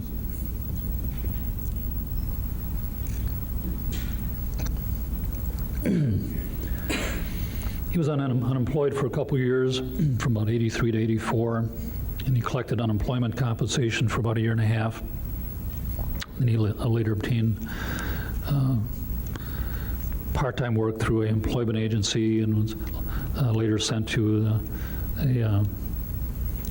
a company here in Milwaukee around 85, and he worked there on a part-time basis, and then later became a full-time employee, and he worked the third shift for about 6 years, from 11 in the evening till 7 in the morning. And then he was eventually released from that position, involving one of the victims in this case. It was on a Sunday evening. He was with this victim, and he was supposed to work that night, and he called in sick, but I guess he had used up most of his sick points, and he thought he had a little more sick credit coming, and there was that misunderstanding. And when he called in sick because he wanted to stay with one of the latter victims in this case, he went to work, and he said, "You are dismissed because you've used up all your points." So then he was unemployed for a period of time prior to his arrest. He did admit to me that he missed work at this company because of his drinking, and he estimated he missed work about 12 times during 1991. He told me how much he earned, he had good benefits, how much he netted per week, what he did at the company, what his role was. He did not have any income after his dismissal, and he did not collect unemployment compensation. He mentioned that after he moved out of living with his grandmother, he moved in an apartment on 24th Street. He was there for a couple months, and he said while there, a particular Laotian individual caught my eye, and he asked this individual to pose. He took a couple pictures. They had some drinks. He gave this individual some money, and the individual left.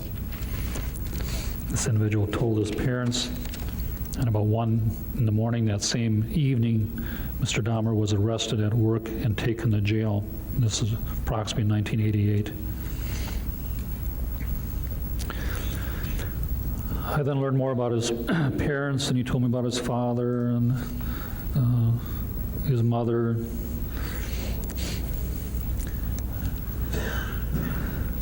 And he's the second born of 2 children, and he has a 25-year-old brother who's attending college in Ohio.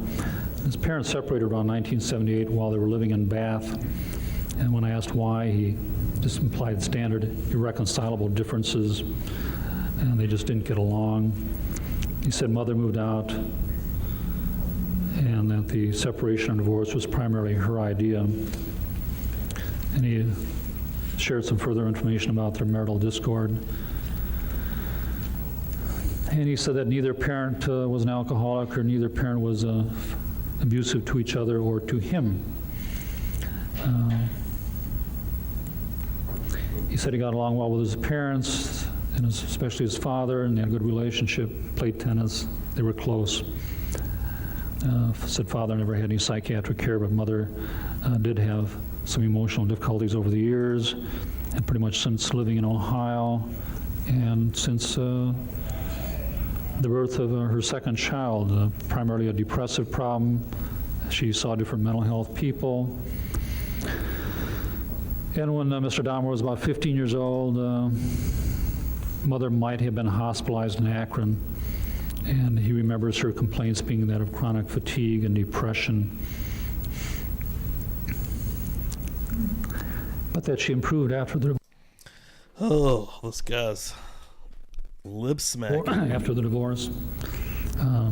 He said he was somewhat close to his mother, implied he was more close to his father, and that he was discouraged about seeing her unhappy over the years.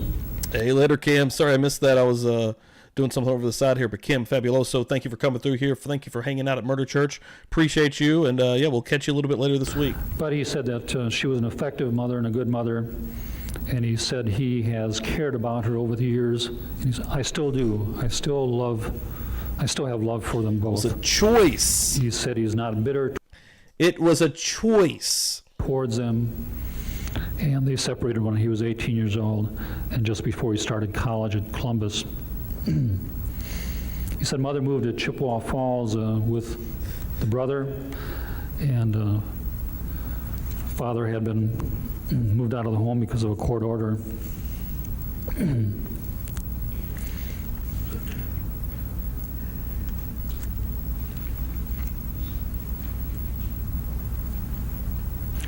Prior to moving up north, Mr. Dahmer lived with his brother and mother in Bath, and then mother and brother went to Chippewa Falls. Mother told Mr. Dahmer that she was going to go to Chippewa Falls, and that she did not want this known to father. Mr. Dahmer stayed at home and did not go with mother because he was about to start college. An original concern when I came down the first day was the issue of abandonment, whether or not this was a shock or whether or not Jeffrey or Mr. Dahmer was just left on his own, and this might be somewhat of a historical significance in understanding his concern about being left or being abandoned, which is part of his makeup. He has this conflict about being abandoned and one. I imagine if we'd seen, if they were to show the jury right now, all their faces would just be deer in the headlights. Dear God. But he said it was discussed, and he did not feel abandoned. He stayed on his own and lived alone in the house because he was about to start college.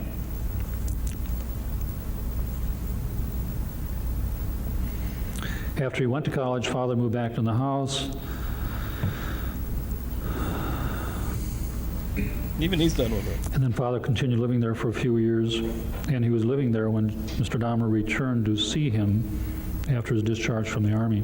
Father later remarried to his present wife a couple years after mother moved to Chippewa Falls. And he told me where his father is presently employed and where his stepmother's employed, and they're apparently away from each other during the week but get together on weekends. Mother stayed in Chippewa Falls till about 1987, and then brother returned to Bath and lived with father again.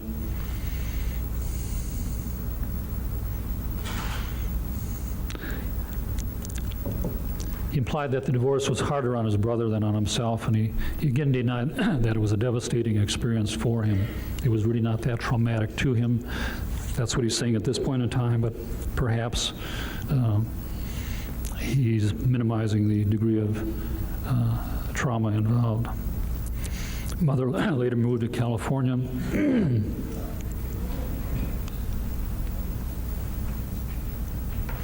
And he's had a little contact with her over the years, either by telephone or through letters. He visited her in Chippewa Falls about 7 years ago, and while he was living with a grandmother in West Dallas.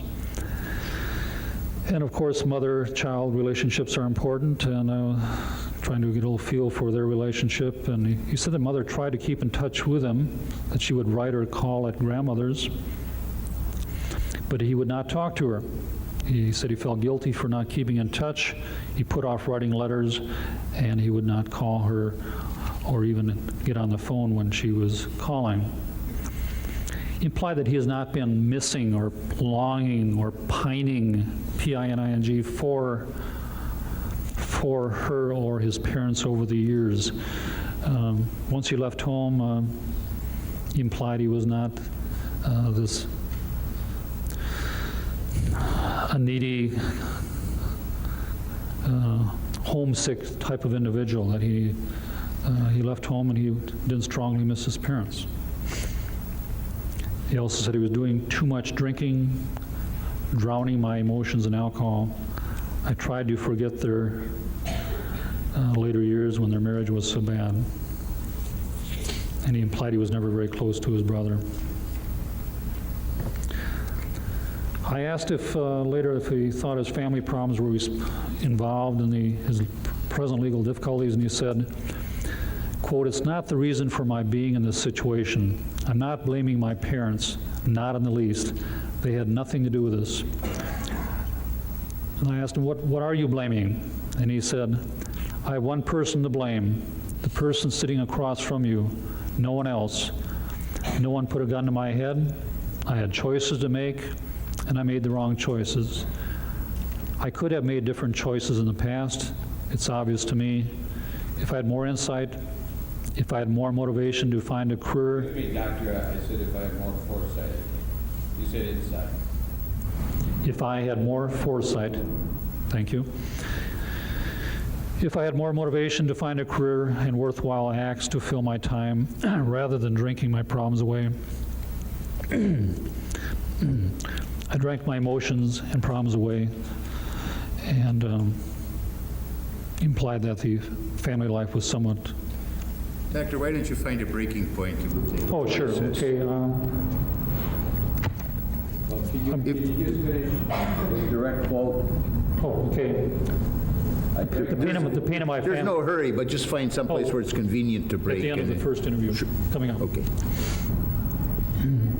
I drank my emotions away, the pain of my family situation, the divorce. That's what started it.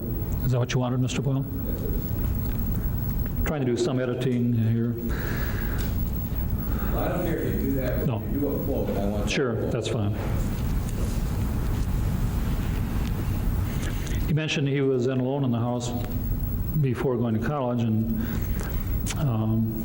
he mentioned a friend of his, and that this friend was very much into marijuana and alcohol, and got Mr. Dahmer involved, and said they were friends during the last couple of years of high school, and the two of them did a fair amount of smoking marijuana and drinking alcohol.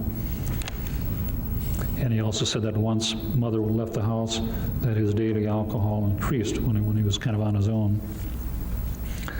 He then mentioned the Hicks homicide, that during the time that he was living alone and before college, he picked up a hitchhiker by the name of Stephen Hicks, and he said this individual was wearing short pants and tennis shoes, and he picked him up on the spur of the moment. And he told the individual that he had marijuana and alcohol at home, and he said, quote, "The first mistake that led up to all this, had I driven past, all this would not have happened."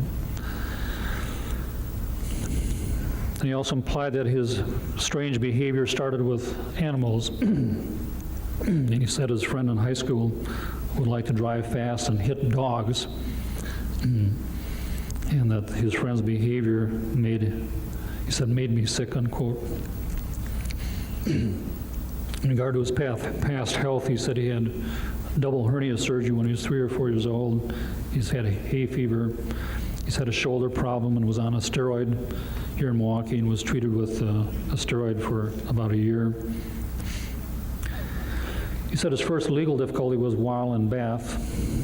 Same, disorderly Caleb. charge while living with his father and stepmother, and this was after I'm not he discharged from the offended, Army. He did Nothing not personal, inquire but it's also involved sort of with the law personal. Before that. He said he was, quote, "very drunk and obnoxious. I was involved in a police scuffle He was in jail overnight in Akron in around 1981. He mentioned a couple arrests for drunk and disorderly in West Allis. And he had 2 or 3 overnight stays in the Milwaukee County Jail and was fined. He was once arrested for urinating in the State Fair Park and charged with drunk and disorderly. He denied getting involved in bar fights, but he said he would not drink alcohol at home. He would always go out to taverns to drink. He was arrested once for shoplifting, and I asked why, and he said, quote, he was short, unquote, on money, and he wanted a coat, and he gave the name of the store and where it was. And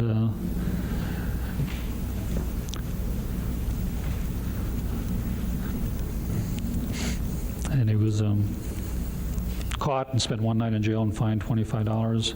He was later arrested for lewd and lascivious behavior and said he was exposing himself in a park in West Allis, and that some minors were walking through the park, and they were 13 or 14-year-olds, 3 boys. He stood about 50 feet away in a heavily wooded area. They saw him, and he wanted them to see him. He had his penis out and was masturbating. They laughed and left, and the police came later, and he was taken to jail for a couple of days. He was fined and ordered to receive counseling and was on probation for about 1 year, and that's when he started seeing Dr. Rosen. He saw her on a regular basis for about 1 year and discontinued the visits once. Yeah, we are winding down. We got about 5 minutes left, and CR going to come through right at the buzzer. One more past the plate. $2. Thank you, CR. Appreciate that. You are unbelievable. You're one of the best out here, killing it every single week. Love it. And one of the oldest G's doing it out here. Thank you so much. I'm telling you like it is, baby. I don't believe you. Love it. Love it. Boom. I'm sober enough to know what I'm doing, and I'm drunk enough to really enjoy doing it. Yeah, we got about 5 minutes left, folks, on Murder Church this week. Man, it's been a really, really good week. Every week it seems to be growing. And I've been saying since, the beginning, basically, we get a different crowd in here. We get a lot of the same crowd, but we also have a completely different crowd. Publicly Buzzed is mainly a late night show. Let's just face it. Tuesday, Thursday, 10 p.m. Eastern time. And then, of course, Friday, we go extra late with the 10:30 p.m. Eastern time start. That's usually more like 10:40, 10:45, and we go into past midnight. So, Publicly Buzzed is a late night show, but coming through on Sunday mornings with Murder Church, you guys have been awesome. Again, I love seeing the new faces, the new names, the mods. Mandy, thank you very much. I love you being able to hang out. Stevie popping in here. Yeah, it's awesome. Let's keep growing this thing. J Buzzed Nation, baby. Keeping her going. Again, as soon as this stream does end today, we're about to hit beer 30 here. 1 minute away. I do not have a brewski today. I could do a liquor drink, but I'm not gonna. I'm not gonna today. But if you are, hit that son of a bitch, especially in 1 minute at beer 30. But as soon as this stream ends, you will be portaled over to Jay's stream tomorrow morning, or tomorrow. I'm not exactly sure the time of it. Last time it was noon, but it might be a little bit earlier this time. The widower trial continues. But yeah, again, thank you guys so fucking much for hanging out. Appreciate the shit out of it.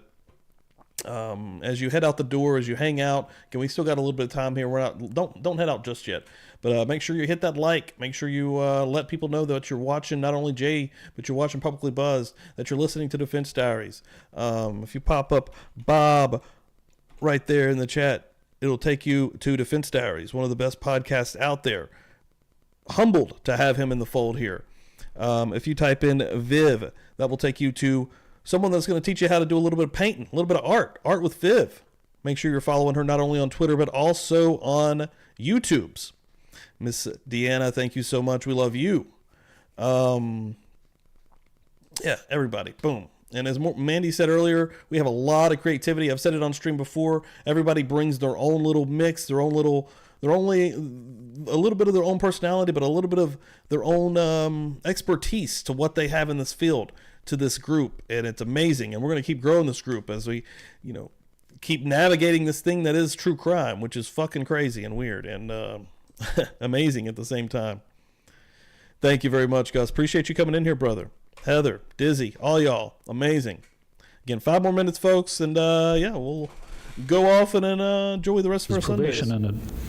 And he said these sessions were not helpful, and but he was supposed to be seeing her for any sexual problems, but he did not want to talk to her. And I asked him about his exposing behavior and his masturbating in front of men. He said this went on for about a year. It started while he was living in West Dallas, and he would expose himself and masturbate in front of teenage boys and some adult men.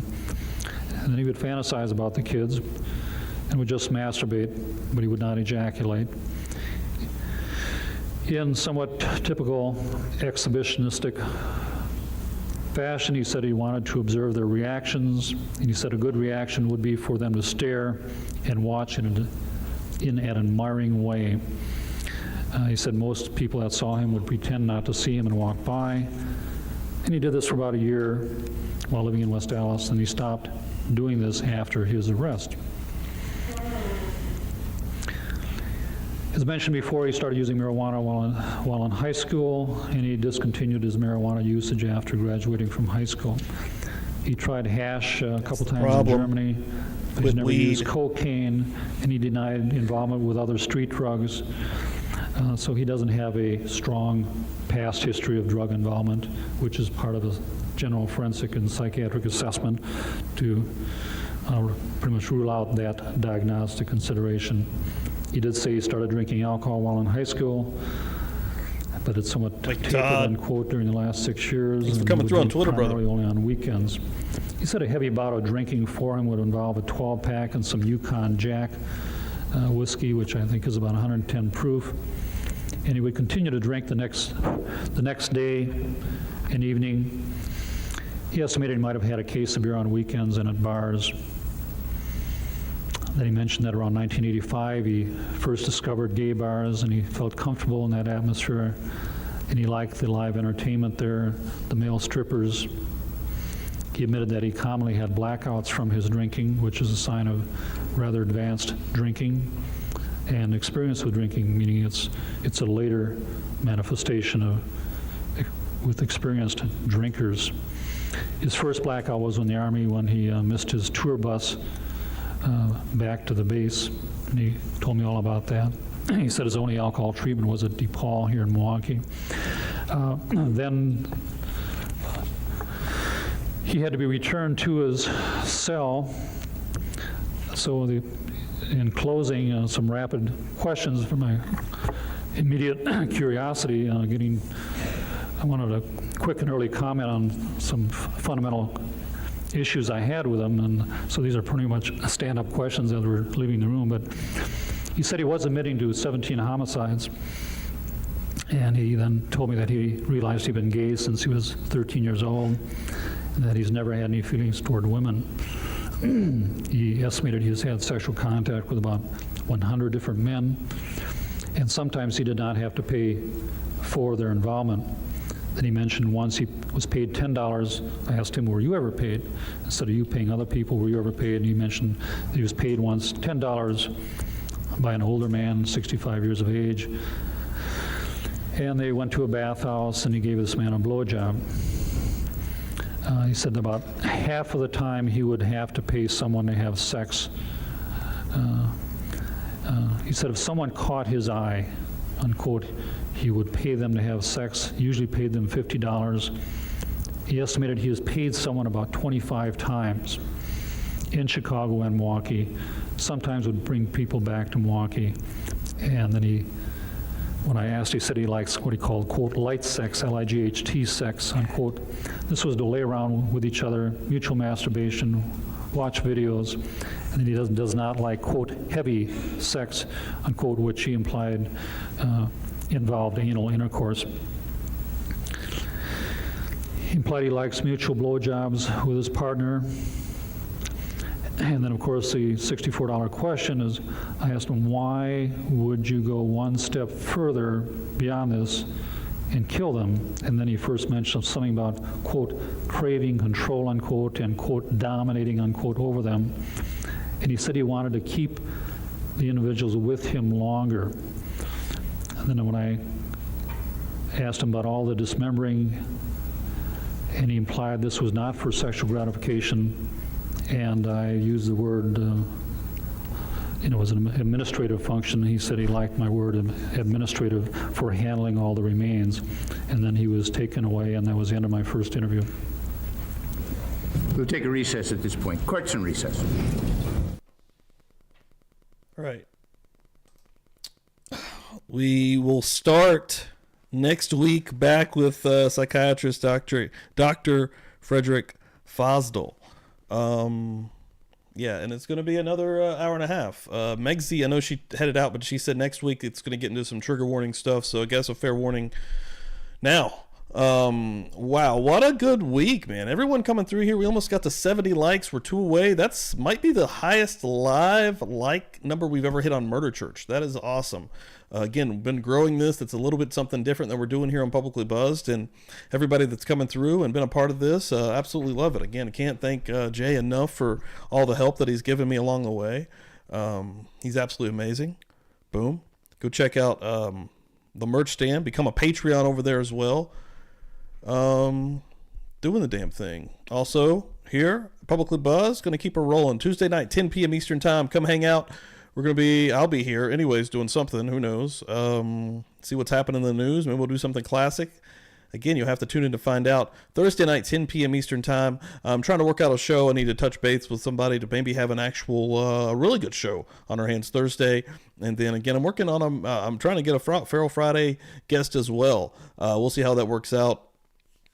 And I will keep everybody posted, not only in the YouTube community, but also on Twitter. So make sure you're following on Twitter. Make sure you're subbed up here on YouTube. Make sure all notifications are turned on here on YouTube as well. That way you don't miss anything once it's being posted. Yeah, man, everybody, thank you all so much. What a good freaking week. Killing it. Let's go. Everybody came through. Really appreciate it. Got a bunch of new members also this week. Good stuff. Yeah, Hope Ain't Fear, new here, loving it. Feral Friday with the H's. Yeah, here's the cult. We're talking about cults in the chat here. J Buzz Nation, join. Good stuff. Thank you all so much. Love it. All right, everybody go. Enjoy your Sunday, and I will see everybody, Tuesday at least. And I'll probably talk to everybody tomorrow. The portal is opening up. You will come out on the other end for Jay's stream tomorrow. Thank you so much.